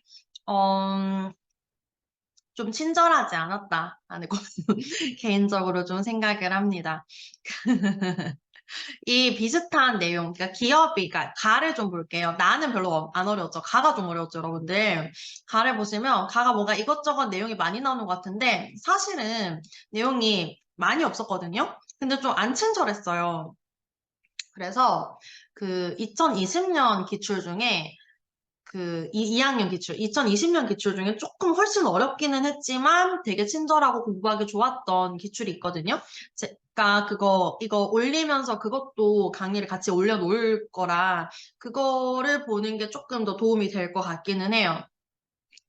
지금 보시면 1문단하고 2문단에서 얘기하는 게 뭐냐면 결국 이거거든요. 그러니까 시장이 두 개가 나왔어요. 완전 경쟁 시장은 판매자도 다수고 소비자도 다수고 다수 대 다수다 보니까 판매자 중에 누구 하나 혹은 소비자 중에 누구 하나가 가격을 결정할 수 있는 파워가 아무도 없어. 이 사람들이 파는 이 공급이랑 이 사람들이 사는 수요랑 수요와 공급 사이에서 시장에서 가격이 결정된다는 얘기를 하는 거거든요. 근데 독점 시장은 뭐예요? 판매자가 1인이야. 그러니까 완전 경쟁 시장이랑 독점 시장이랑 뭐 여러 가지 차이가 있는데 이 지문에서 다루고 있는 가장 핵심적인 차이는 판매자의 수예요. 판매자의 수가 완전 경쟁 시장은 다수야. 되게 많아. 그래서 소비자도 많고 판매자도 많은 거고 독점 시장은 판매자가 하나밖에 없어. 소비자는 다수인데. 그러면은 시장에서 수요와 공급에서 가격이 결정되는 게 아니라 파는 사람이 그냥 되게 파워가 있는 거야. 왜냐하면 대안이 없거든. 판매자가 많다는 것은 내가 예를 들어서 뭘 사죠? 바나나를 산다고 쳐봐요. 바나나를 살 건데 내가 아랫집에 과일 가격이 너무 비싸. 그럼 마트 가도 되고 백화점 가도 되고 지마켓 가도 되고 쿠팡 가도 되고 네이버 가도 되고 다른 대안이 많으니까 내가 다른 데서 살게? 그러면은 못 판 판매자는 가격을 다운시킬 수밖에 없겠죠. 그래서 소비자 입장에서는 대안이 많기 때문에 그 판매자가 가격을 결정할 수 없단 말이에요. 근데 독점 시장은 판매자가 하나밖에 없잖아요. 그러니까 소비자가 얘가 아무리 거지같이 비싸게 팔아도 얘한테서밖에 살 수가 없어. 다른 데서 살 수가 없어. 대안이 없으니까 가격을 누가 결정할 수밖에 없어요? 기업이 판매자가 결정할 수밖에 없더라. 그래서 1, 2문단에서는 시장을 둘로 나눠준 다음에 완전 경쟁 시장에서는 수요 공급에 의해서 시장에서 가격이 결정된다. 근데 독점 시장에서는 판매자가 한 명밖에 없기 때문에 이 판매자가 가격을 결정하게 된다. 가격 결정 권한이 판매자에게 있다라는 얘기. 시장의 이 두 가지를 제시하면서 이 차이를 제시를 한 거예요. 그리고 이제 A로 출제돼 있고 여러분들이 많이 틀렸던 A 내용이 나오는데 A가 좀 안 친절했어. 볼게. A에서 하는 내용이 결국에 뭐냐면은 독점 시장에서 두 가지 얘기하는 거거든요. 생산을 얼마나 많이 해야 되는가. 그리고 얼마에 팔아야 되는가. 두 가지 얘기를 한 거예요. 그래서 최적 생산량이라고 하는 게 뭐야? 한계 수입이랑 한계 비용이 일치하는 지점에서 이만큼 만들면은 우리가 최대 이윤을 낼 수 있는 만큼의 생산량이야가 나왔던 거예요. 그 다음에 이만큼 생산했어? 얼마에 팔 거야? 라고 했을 때 이 해당 생산량에서 소비자의 최대 지불 용의 가격의 가격이 결정되면 그때 팔 수 있다라고 하는 게 나오는데 뭔가 좀 친절하지 않았어요, 여러분들. 그래서 한계 수입, 한계 비용, 최대 지불 용의 가격 이런 것들은 경제지문에서 되게 자주 다루어지는 개념이기 때문에 알고 계셔야 되고, 그래서 다른 경제 지문에서 조금 공부가 보충이 되었으면 훨씬 좀 쉽게 풀 수 있지 않았을까 하는 생각이 듭니다. 조금만 더 보고 가면요. 그, 수량이요. 만일 여기 볼게요. 한계 수익과 한계 비용의 최대한 일치하는 지점에서 최적 생산량을 결정한다라고 했는데 여기 앞문장만 조금 더 볼게요. 만일 한계 수입이 한계 비용보다 높으면 생산량을 증가시킨다는 게 뭐냐면은 내가 더 만들어서 더 팔면은 더 수입이 생길 수 있는 상황인 거야. 근데 덜 만들었기 때문에 한계 수입이 더 많아? 그러면은 지금 생산량을 증가시켜가지고 그럼 더 팔자 이렇게 되는 거예요. 근데 만약에 한계 비용이 더 많아. 내가 물건 하나 만드는데 비용이 지금 더 많이 들어가는 상황이야. 라고 하면은 뭘 만들어 봤자 들어가는 돈이 이거에 대한 수익보다 더 많아지는 경우니까 이 생산량을 좀 줄여야 되는 상황이 되는 거거든요. 여기 무슨 맥락인지 이해되시죠? 그래서 요 정도 설명만 드려도 일단은 될 것 같아요. 그래서 지금 A에서 많은 내용이 나온 것 같지만 사실은 어떤 독점 시장에서 기업이 얼마나 만들까? 그리고 얼마에 팔까? 요 두 가지 얘기를 하는 것이다를 짚으시면 되겠습니다. 자, 그 다음에 지금 이제 나글에서 다루고 있는 건 요 내용이었거든요. 폐해 규제주의를 우리가 지금 취하고 있어. 폐해 규제주의는 규제해. 뭘 규제하냐면은 시장 지배적 지위 남용이라고 하는 것과 부당한 공동행위라고 하는 걸 규제한대. 그래서 이 문단에서 뭐 얘기하는 거야? 시장 지배적 지위 남용에는 뭐가 있는지에 대해서 얘기하는 거야. 그래서 착취 남용이라고 하는 건 뭐야? 지금 가격을 변경하거나 출고량을 그러니까 갑질하는 거죠. 쉽게 말해서. 갑질해가지고 상대 기업한테 뭔가 이렇게 조금 지위를 남용하는 경우가 있고, 두 번째 방해남용이라고 하는 게 있어. 방해남용이라고 하는 게 있어. 방해남용엔 다시 약탈적 가격 설정과 베타 조건부 거래라고 하는 게 있는데, 약탈적 가격 설정은 뭐야? 우리가 대기업이어서 지나치게 낮은 대가로 공급을 하거나 아니면은 높은 대가로 구매해서 지금 경쟁 사업자를 배제하는 경우가 있대요. 그 다음 베타 조건부 거래라고 하는 거는 너 쟤랑 거래하지 마. 이러면서 이제 그 조건으로 거래를 하게 되는 경우는 불공정하다라고 얘기를 하는 거예요. 이 내용들 하나하나 넣으실 생각하지 마시고, 저 같은 경우에 이거 뭐 읽어봤자, 읽을 땐 이해가 되지. 읽을 때 이해가 되는데 이게 머리 안에다 촥촥 들어가는 건 아니니까, 자, 이렇게 그냥 요 정도 밑줄 치고요. 머릿속에 요 정도는 이제 위계를 세우고 들어가긴 했어요. 규제에 두 가지가 있어. 시장 지배적 지위 남용 규제하고 부당한 공동행위 규제할 거야. 그래서 시장 지배적 지위 남용이 2문단에서 얘기를 하고 있는 거고 부당한 공동행위 카르텔이 3문단에서 얘기를 하고 있는 거야. 그러면은 시장 지배적 지위 남용에는 착취 남용과 방해 남용이 있는데 이렇게 둘로 나누어서 착취 남용에 이런 내용이 있고 방해 남용에는 약탈적 가격 설정과 베타 조건부 거래가 있대라고 확인을 하면서 내려갔으면 되겠다라는 말씀 드리고요. 그 다음에 카르텔이라고 하는 거 뭐예요? 독과점 형태를 얘기를 하는 거야. 근데 명시적 합의 말고 묵시적 합의 모두를 포함을 한대. 근데 실행 안 돼도 이게 부당하다고 보아서 제재가 들어갈 수 있다는 얘기까지 나온 거예요. 이런 거 나오면 그냥 글씨 위에 X를 쳐주라니까 얘들아. 그래서 실행 안 됐어도 성립 오케이. 그래서 제재할 거야. 그래서 제재할 때 뭐 할 건데? 시정 조치하거나 과징금을 부과하거나 할 수 있다는 거예요. 그래서 여기까지가 본문의 내용이었고요. 33번 볼까요? 해서 33번에서는 독점 기업이 돈 벌 때 어떻게 할 건데 요만큼 만들어서 이거 받고 팔 거야. 이렇게 지금 제시가 되고 있었고 나에서는 불공정 거래 행위들을 유형별로 제시하고 있었기 때문에 4번이 가장 답이 되겠다. 어렵지 않게 고를 수 있었고요. 34번 잠깐 보시면은 뭐야? 기억이 뭐야? 아, 시장 비교하는 거? 아, 그래, 얘는 별로 안 틀렸더라고, 너네도. 그래서 완전 경쟁 시장이냐, 독점 시장이냐, 결국 차이는 뭐였어요? 가격 결정 누가 하느냐였거든요. 그래서 기업 같은 경우에는 완전 경쟁 시장에는 많은 수의 공급자와 수요자가 존재하기 때문에 시장 가격을 누가 설정해요? 시장에서 설정해요. 그러니까 기업이 시장을 지배하는 그 힘은 훨씬 더 독점 시장에 강하다라고 하는 게 뭐 되게 잘 설명되어 있었기 때문에 34번 고르는 것도 어렵지 않았어. 자, 문제는 지금 35번이잖아. 35번이 오답률이 되게 높았고, 일단 경제 자체를 어려워하시지만, 왜 틀렸는지도 알겠다, 라는 생각이 들었어요. 일단 답이 2번이었는데, 2번을 잘 못 고른 게, 2번이 틀렸는지 뭔가 판단하기가 조금 어려웠던 게, 제 생각에는, 여러분들이 푼 거에 대해서 제 생각에는, 지문에서 여기서 지금 이제 기업의 이윤이 유지되나 안 유지되나 이렇게 나왔으니까 여기 그래프 안에서 이윤이 유지되는지 유지 안 돼, 이윤을 어디를 봐야지 이윤을 알 수 있는 거지? 라고 일단 생각을 했을 거야. 그리고 이제 지문 갖고 이윤을 어떻게 한다는 거지라고 했는데 이윤을 도출하는 뭔가 공식 같은 게 나오지를 않았어. 그러니까 지문에서도 이윤을 뭘 어떻게 도출해야 되는지 뭔가 구체적인 공식이 나오지 않고 그래서 그래프에서도 뭘 보고 판단을 해서 이윤이 유지되는지 안 유지되는지를 판단을 해야 되는지가 약간 판단이 안 섰을 것 같아요.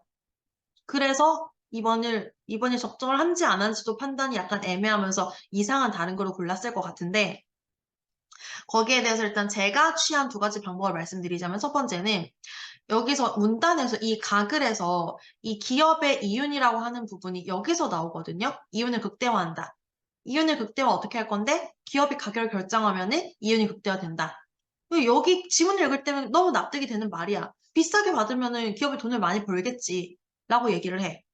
그러면서 무슨 얘기를 하느냐. 생산량을 줄이면은 가격이 상승하고 생산량이 늘어나게 되면은 가격이 줄어든다. 이것도 본문에서 읽었을 때 그냥 너무 자연스럽게 그치 양이 조금 팔게 되면은 더 비싸지니까 라고 그냥 납득을 했어. 근데 이게 문제 푸는데 잘 적용이 안 됐던 것 같아. 저런 내용을 통해서 가격이 싸지게 되면은 기업이 취하는 이윤이 줄어드는 거야 정도의 추론이 이루어지고 그 추론은 충분히 타당한 추론이라고 볼 수 있어요. 근데 요런 데서 겁내는 친구들 있죠. 이게 확실하고 정확한 근거가 아니잖아요. 이 추론이 맞는 걸까요? 이렇게 약간 겁내는 친구들이 2번이 맞나 아닌가 아리까리 했을 것 같아요. 근데 요 정도 추론은 충분히 타당하고 할 수 있는 합리적인 추론이다 라고 말씀드릴 수 있을 것 같고 두 번째, 이게 4번 선지를 그러니까 이윤에 대해서 판단할 때 본문에 공식이 나오지 않았어. 그래프에서 뭘 봐야 될지 모르겠어. 근데 4번 선지를 읽으니까 이 기업의 단위당 이윤은 P2 빼기 P1이라고 제시가 됐잖아.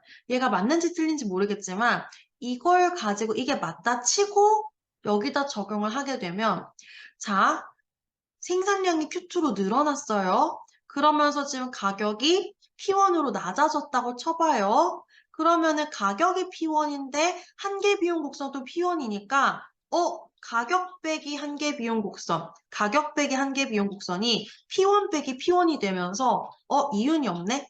그러니까 지금 생산량이 Q1일 때에는 가격을 P2로 설정해. 그럼 내가 P2만큼 가격 받아가지고 여기에서 한계 비용 곡선만큼 빼면은 P2 빼기 P1만큼이 기업의 이윤이 될 텐데 Q2로 내려오는 순간 이 차이가 줄어들어서 이윤이 사라졌네?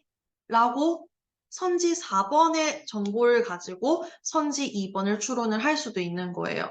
여러분 각각의 선지들은 제가 이것도 자주 말하는 건데 적절하지 않은 걸 고르는 문제에서는 5개 중에 하나가 틀렸으니까 4개는 맞을 거 아니야. 그럼 선지들 간의 비교를 통해서 각각의 4개도 문제 풀 때 써먹을 수 있는 정보가 되거든요, 여러분들. 그래서 그걸 통해서 이걸로 봤더니 얘가 틀렸네. 이렇게 접근을 할 수도 있는 거예요. 그래서 이 2가지 방법으로 첫 번째, 생산량이 늘어났어? 그럼 가격이 줄어들겠지? 가격이 줄어들면은 이윤도 줄어들겠지?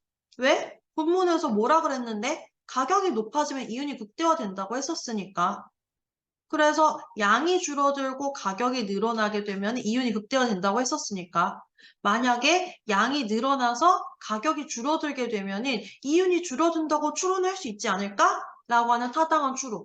두 번째, 기업의 이윤? 뭘 어디를 어떻게 봐야 되는 거야? 했을 때 4번 선지에서 기업의 이윤은 P2 빼기 P1이래. P2가 가격이라면 가격에서 P1을 뺀다는 건 가격에서 한계 비용 곡선을 빼는 거구나. 그럼 이만큼의 차이가, 지금 요만큼의 차이가 기업의 이윤이라고 볼 때, 그럼 2번 선지 좀 다시 가볼까? Q2 지점에서 P1만큼 받고 팔게 되면은 이만큼의 차이가 줄어드니까 이윤이 유지된다고 보기 어렵겠구나 라고 하는 사고 과정을 통해서 문제를 풀 수 있다는 거예요. 하지만 썩 친절하지는 않았다 하고 좀 개인적으로 생각이 듭니다. 지금 여러분들 1, 5는 좀 나가리를 하신 것 같고 3이랑 4를 많이 고르셨더라고요. 그러니까 4가 적절하다 치면 2가 틀린 거야. 그치? 그러니까 4에서 요만큼이 이윤이라고 치게 되면은 이윤이 유지되는 게 아니라 이윤이 사라지는 거였잖아. 그래서 4 적절하다 볼 수 있겠고요. 자, 3 볼게요. 3 보시면은 갑의 생산량, 줄이지 말까? 갑의 생산량이 지금 Q1이에요. 여기 점선이에요. 여기 Q1보다 만약에 적어지면 여기 앞으로 가는 거지. 양이 이렇게 가면 줄어드는 거잖아. 이렇게 가면 늘어나는 거잖아. Q1보다 적어지게 되면, 줄어들게 되면은, 한계 수입이 한계 비용보다 높아지므로, 이게 지금 한계 수입 곡선인데, 여기 가격이라 치면은, 일단은 앞으로 올라가면은 한계 비용 곡선보다 더 한계 수입이 한계 비용보다 지금 점점 높아지는 거 맞죠? 요 앞에서 높아지는 거 맞죠? 그래서 높아짐으로 이윤을 높이려면은 생산량을 Q1 수준까지. 왜? 우리가 이윤을 높이려는 최적의 생산량이 뭐였냐면 한계 수입과 한계 비용이 일치하는 지점이었기 때문에 한계 수입 곡선과 한계 비용이 일치하는 지점을 Q1에서 팔아야지 이윤이 제일 극대화되는 생산량이라고 했거든요. 근데 그 앞에서 팔아버리게 되면은 한계 수입이 높아지잖아요. 한계 비용 곡선보다 한계 수입이 높아지게 되니까 생산량을 좀 더 늘릴 필요가 있겠다라고 적절하게 판단을 할 수 있어요. 그래서 3번 적절하다. 자, 1번 볼게요. 최적의 생산량 수준 어디야? 한계 비용과 한계 수입이 일치하는 여기 Q1에서 파는 게 제일 좋겠다. 그리고 Q1에서 최대 지불 용의 가격 어디서 나타나요? 수요 곡선에서 나타난다고 했었잖아요.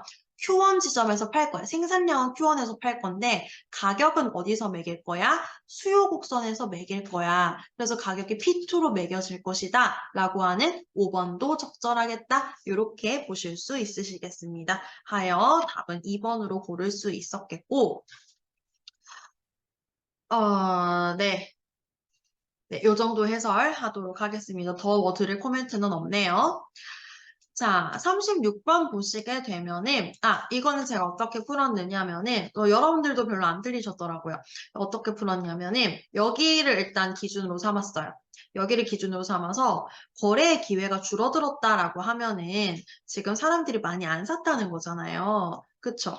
그래서 지금 이 지불 용의가 낮은 수요자들이 소비가 감소한 거야. 그래서 나는 B부터 했어.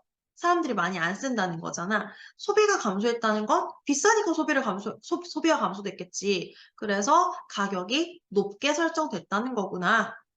자, 그럼 이 부분에 대해서는 기업들끼리 더 경쟁하도록 유도를 하겠구나. 그래서 답을 1번으로 골랐고 여러분들도 크게 틀리지 않았던 것 같습니다. 쟤는 빨리 넘어가고요. 얘가 이제 나를 바탕으로 푸는 문제였죠. 가가 이제 정말 경제적인 내용이 나오고 나는 약간 상황적인 내용이 나오니까 나가 좀 비교적 그래도 읽어서 뭔 소린지 알아먹어서 문제가 풀만했던 것 같습니다. 답이 지금 4번이었고요. 지금 사례 2에서 C사가 D사와의 입찰 담합을 약속하고도 이를 실행하지 않았다면 없었던 것이겠군. 아이고, 실행되지 않았더라도 성립하는 것으로 봤잖아요. 이건 뭐 너무 답 고르기 어렵지 않지. 그래서 답 4번 고를 수 있었겠습니다. 나머지 1, 2, 3, 5번 매력적인 선지 딱히 안 보였던 것 같아요. 넘어가죠. 어휘는 뭐 됐고요. 자, 고전소설. 나 비문학 다 했니? 비문학 다 했고, 그래서 경제, 과학, 인문 다 했구나. 그래서 뒤에 지금 고전소설이랑 현대시 있었는데, 여러분들 뭐 별로 틀리지도 않았더라고요. 여기 고전소설은 너무 재밌죠? 고전소설은 진짜 약간 아침 드라마 같은 느낌이 들잖아. 내가 보기부터 읽었으니까 나도 보기부터 볼게. 보기 보게 되면은, 자, 지금 우리 맨날 나오는 거, 가족의 비밀, 핏줄의 비밀 나온 거야. 그래서 지금 주인공의 아들이 양육이 됐는데 심지어 적대자한테 양육이 됐어요. 여기서부터 너무 꿀잼이죠. 도파민 막 나오는 부분이잖아. 양육이 되는데 심지어 잘 못 알아봐. 그러면서 이제 긴장감이 유발이 되고 그때 앞일을 예언하거나 혹은 이제 신이한 자유물이 나오더라 하는 내용을 보고 요 아침 드라마 같은 그런 내용이구나 감 잡고 들어가셨으면 됐을 것 같아요. 저는 여기를 보면서 좀 설명을 하고 문제 가겠습니다. 보게 되면은 소승상의 아들 소학사가 나와요. 지금 이 소설의 제목이 소학사전이거든요. 어디 갔냐? 소학사전이거든요. 그래서 지금 주인공이 아무래도 소학사인 것 같은데 우리 지문에서는 소학사의 아들과 그 다음에 부인관, 이 부인은 엄마가 아니고 할머니였어요. 그러니까 소승상의 부인이 지금 이 지문에서 나온 부인이고요.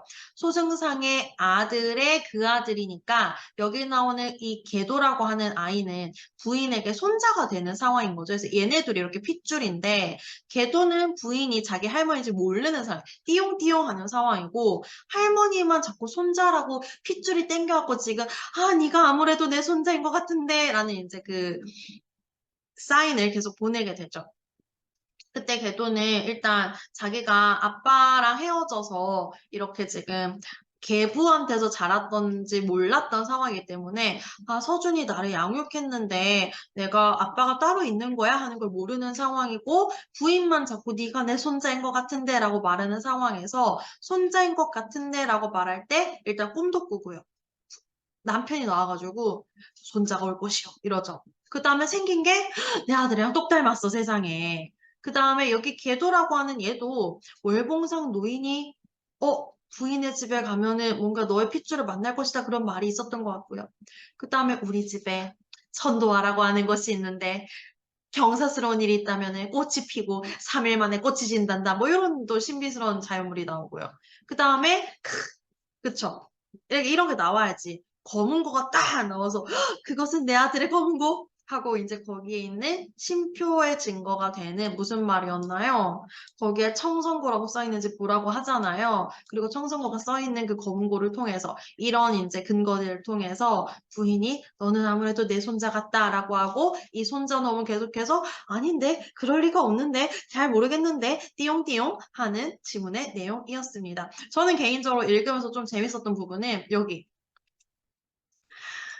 이 혼자 생각할 때 정녕 서준이가 날 붙이는데 하는데 약간 자기 아빠라고 생각하는데 자기 아빠를 왜 서준이라고 말할까 하는 게 조금 웃겼던 자기 아빠를 누가 서준이라 그래 하는 게 조금 웃겼던 부분이고 문풀 들어가기 전에 한마디 코멘트만 드리자면요 여러분 이거 제가 고소 수업할 때마다 하는 얘기인데 제발 앞부분의 줄거리 나오면 앞부분의 줄거리 열심히 보세요 여러분들 특히 관계 세팅 되게 되면 관계 세팅 꼭 해놓으시고요 그래서 소승상의 아들 소학사가 있고 소학사의 아들이 이제 뭔가 살아남았는데 서준이에 의해서 계도로 양육이 되고 있는 상황에서 지금 계도는 소학사의 어머니니까 소승상의 부인이죠. 소학사의 엄마 집에 우연히 들르게 되고 그러면서 부인이로 시작하니까 이 부인은 앞부분의 줄거리 끝에 나오는 소학사의 어머니겠구나 라고 감 잡고 들어가셨으면 훨씬 더 수월하게 푸셨을 것이다. 그래서 관계 세팅 좀 뭐 이렇게 손으로 정리하셔도 좋고요. 저는 손으로 정리 안 하거든요. 그래서 뭐 아들, 아빠, 할아버지, 아빠 뭐 이 정도 이렇게 머리로 이해를 한다거나 손으로 뭐 아빠, 아들 정도 표시를 한다던가 영 이해가 안 되시면 뭐 관계 세팅을 빠르게 구조도를 그리신다든가 사실 어쨌든 관계 세팅이 앞부분의 줄거리에 나오면은 정리하고 들어가라 정도 코멘트 드릴게요. 봅시다. 39번 보시면은요. 네, 검은고 글자 확인하라고 하는 것은 계도가 부인한테 한 게 아니라 부인이 계도한테 했던 거죠. 딱히 어렵지 않았고 그 다음에 40번도 기억 보시게 되면은 지금 남녀가 유별한 줄 알지만은 내가 70 먹은 할머니고 너랑 나랑 남녀간에 뭐 하자는 게 아니라 내가 물어보고 싶은 게 있어서 그런다 라고 불렀기 때문에 1번 적절하다 보실 수 있었겠습니다. 그리고 41번 A가 어디 있었니? A가 여기 있고요. B가 지금 여기 있었는데 가장 적절한 거 뭐야? B는 사물의 내력을 근거로 상대방의 말을 반박하고 있다라고 하는 게 원래 이제 계도가 지금 이 집안 자식인지 모르니까 아닌데요? 이거 저희 집 물건인데요? 이런 거야. 그러니까 이거 우리 집 물건이다. 내가 그걸 왜 못 알아보겠냐. 이 검은고는 이러이러해서 만들었다. 라고 하면서 이제 글씨를 보라는 얘기를 추가로 하게 되잖아요. 그래서 B 부분에서는 이 검은고의 내력을 들어서 상대방의 말을 반박하고 있기 때문에 3번 적절하고 여러분들도 잘 고르셨어요.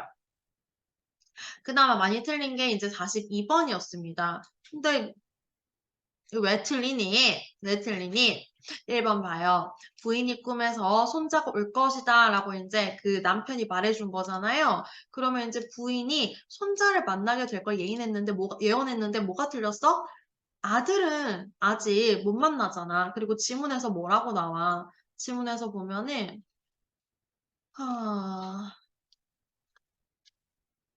내 큰아들 학사 운이 여러 해 동안 소식이 끊어졌다네. 그래서 아직까지 소식이 없는 거야. 그러면서 검은 거 보면서 또 뭐라고 했냐면은 학사는 오지 않고 검은 거만 찾아왔으니 해서 내 아들은 소식이 끊긴 상황이고 내 아들은 안 오고 내 아들의 손자인 것 같은 네가 내 아들의 물건을 지금 가지고 오느냐라고 했기 때문에 지금 여기 아들이 만난다라고 하는 것은 예언의 내용이 아니겠다라고 고를 수 있었겠습니다. 많이 틀렸었는데 왜 틀렸을까요? 고전소설이 좀 어려우시면은 이것도 경험치의 부족이야. 이거 뭐 딱히 뭐 대단한 방법 같은 것도 없어. 진짜 경험치의 부족이기 때문에 경험치가 없는 건 왜 어려운지 아세요? 어려우니까 그렇죠. 이렇게 말씀하실 텐데 꼭 참고 좀 읽으세요. 꼭 참고 좀 읽고 문제 푸세요. 자, 마지막 세트입니다. 현대시. 나이덕 시인의 시가 출제됐더라고요. 뿌리 좋아하시는 시인이시죠.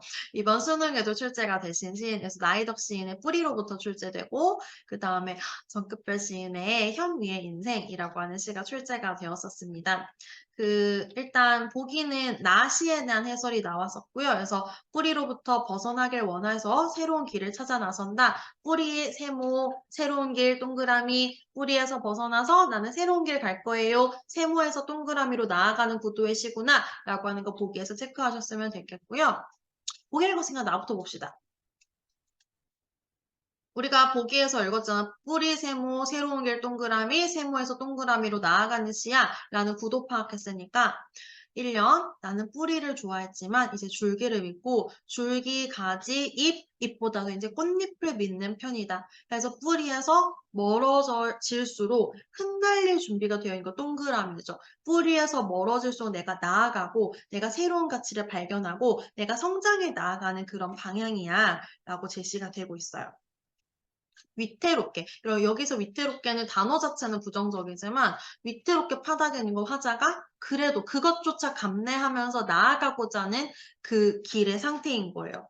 뿌리는 안정적이지만 안정적인 이 땅에서 나는 불안정한 공간으로 올라갈 거야. 이건 불안정하고 위태롭고 그렇지만 성장을 위해서 가야 되는 길이야. 로 나아가고 있습니다.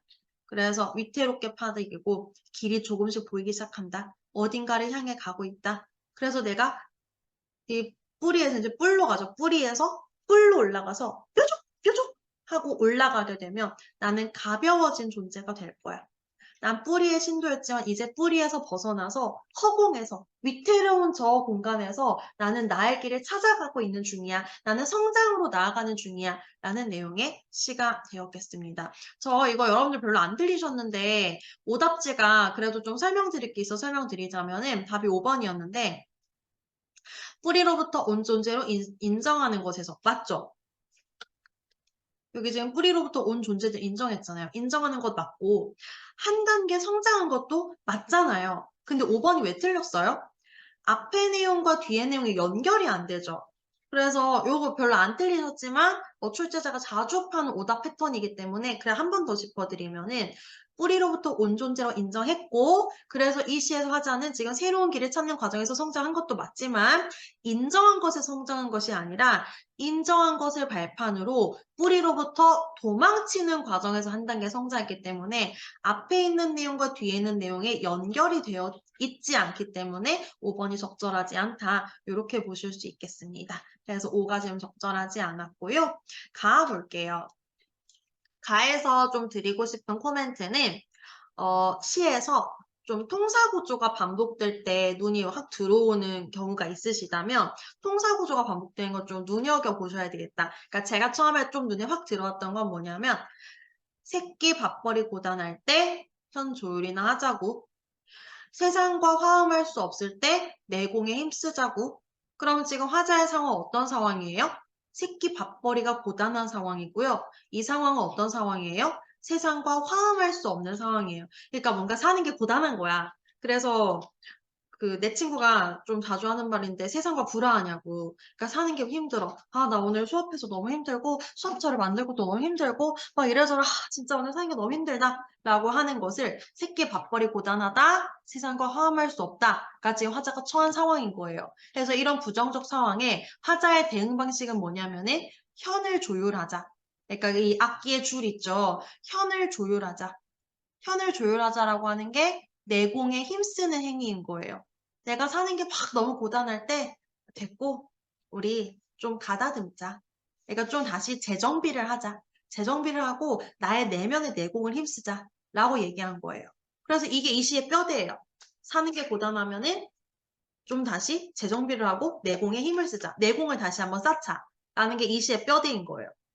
그리고 그 밑에 있는 것들이 현 조율하는 게 뭐야? 내가 인맥 소리 내면 너는 흙의 소리를 내줘. 내가 날카로운 소리를 내면 너는 따뜻한 소리로 속삭여줘. 그래서 왔다 갔다 하고 있죠. 그래서 소리를 너 소리 내 소리 너 소리 내 소리 하면서 현을 조율하자 라고 하는 게 앞에서의 내용. 뒷부분은 뭐예요? 내공에 힘쓰자. 내공에 힘쓰게 되면 우리는 아름다운 소리를 내겠지. 제 소리를 일구겠지, 마음 놓고 울 수 있겠지 라고 얘기를 하고 있었던 거예요. 그래서 이렇게 통사 구조가 좀 반복되게 눈에 보이면 그걸 삼아서 뼈대를 세우시면 시가 좀 훨씬 더 깔끔하게 눈에 보인다라고 말씀드릴 수 있을 것 같아요. 그럼 지금 44번 보시게 되면은 가를 감상했을 때 화자는 성자의 속삭임을 통해 비명하는 자신의 삶을 반성하는 게 아니라 나는 비명하고 너는 속삭이고 우리 둘의 소리를 가지고 우리는 어떻게 하는 거야? 현을 조율하고 있는 거야. 그치. 그렇기 때문에 반성한다. 반성의 태도는 이 시에서 나타나지 않았습니다. 3번이 적절하지 않았고요. 43번 마지막으로 풀고 이제 저는 이제 해설 강의를 마무리할 거예요. 근데 나 은근 이번 고르는데 약간 시간 걸렸다. 동일한 시어를 반복한다는 시어가 잘 안 보이는 거야. 그래서 여기서는 이제 왜 안 보였을까? 좀, 그러니까 나에서는 진짜 너무 보여서 뿌리에게니까 뿌리가 막 반복이 되는데 여기가 뭐가 반복되지? 약간 안 보이더라고. 소리가 반복되죠, 지금. 그래서 소리에서 소리가 반복되고 있어서 이 동일한 시어를 통해서 지금, 그러니까 소리를 낸다고 하는 게 현을 조율하고 우리가 내공에 힘쓰는 상황을 그러니까 소리를 통해서 제시했던 거잖아요. 밑에서는 뿌리로부터 벗어나서 안정적인 상황에서 벗어나서 불완전하지만 나의 성장을 향해서 나아갈 거야. 이기 때문에 주제의식을 강조하는 것으로 볼 수 있었겠습니다. 그래서 답이 2번이 되었다. 제 개인적인 감상으로는 우리 3월에 봤잖아요. 지금 6월은 서울은 안 보기는 했는데 3월 봤을 때 물론 컷도 3월이 훨씬 낮기도 했지만 훨씬 좀 그래도 3월보다는 난이도가 괜찮게 나왔다 하는 생각이 들었고요. 제가 사실 고3과 먼저 풀었었는데 3학년은 지금 이번에 굉장히 쉽게 나왔어요. 근데 그에 비해서 2월은 컷이 좀 그래도 낮게 나왔거든요. 1컷이 87점이죠.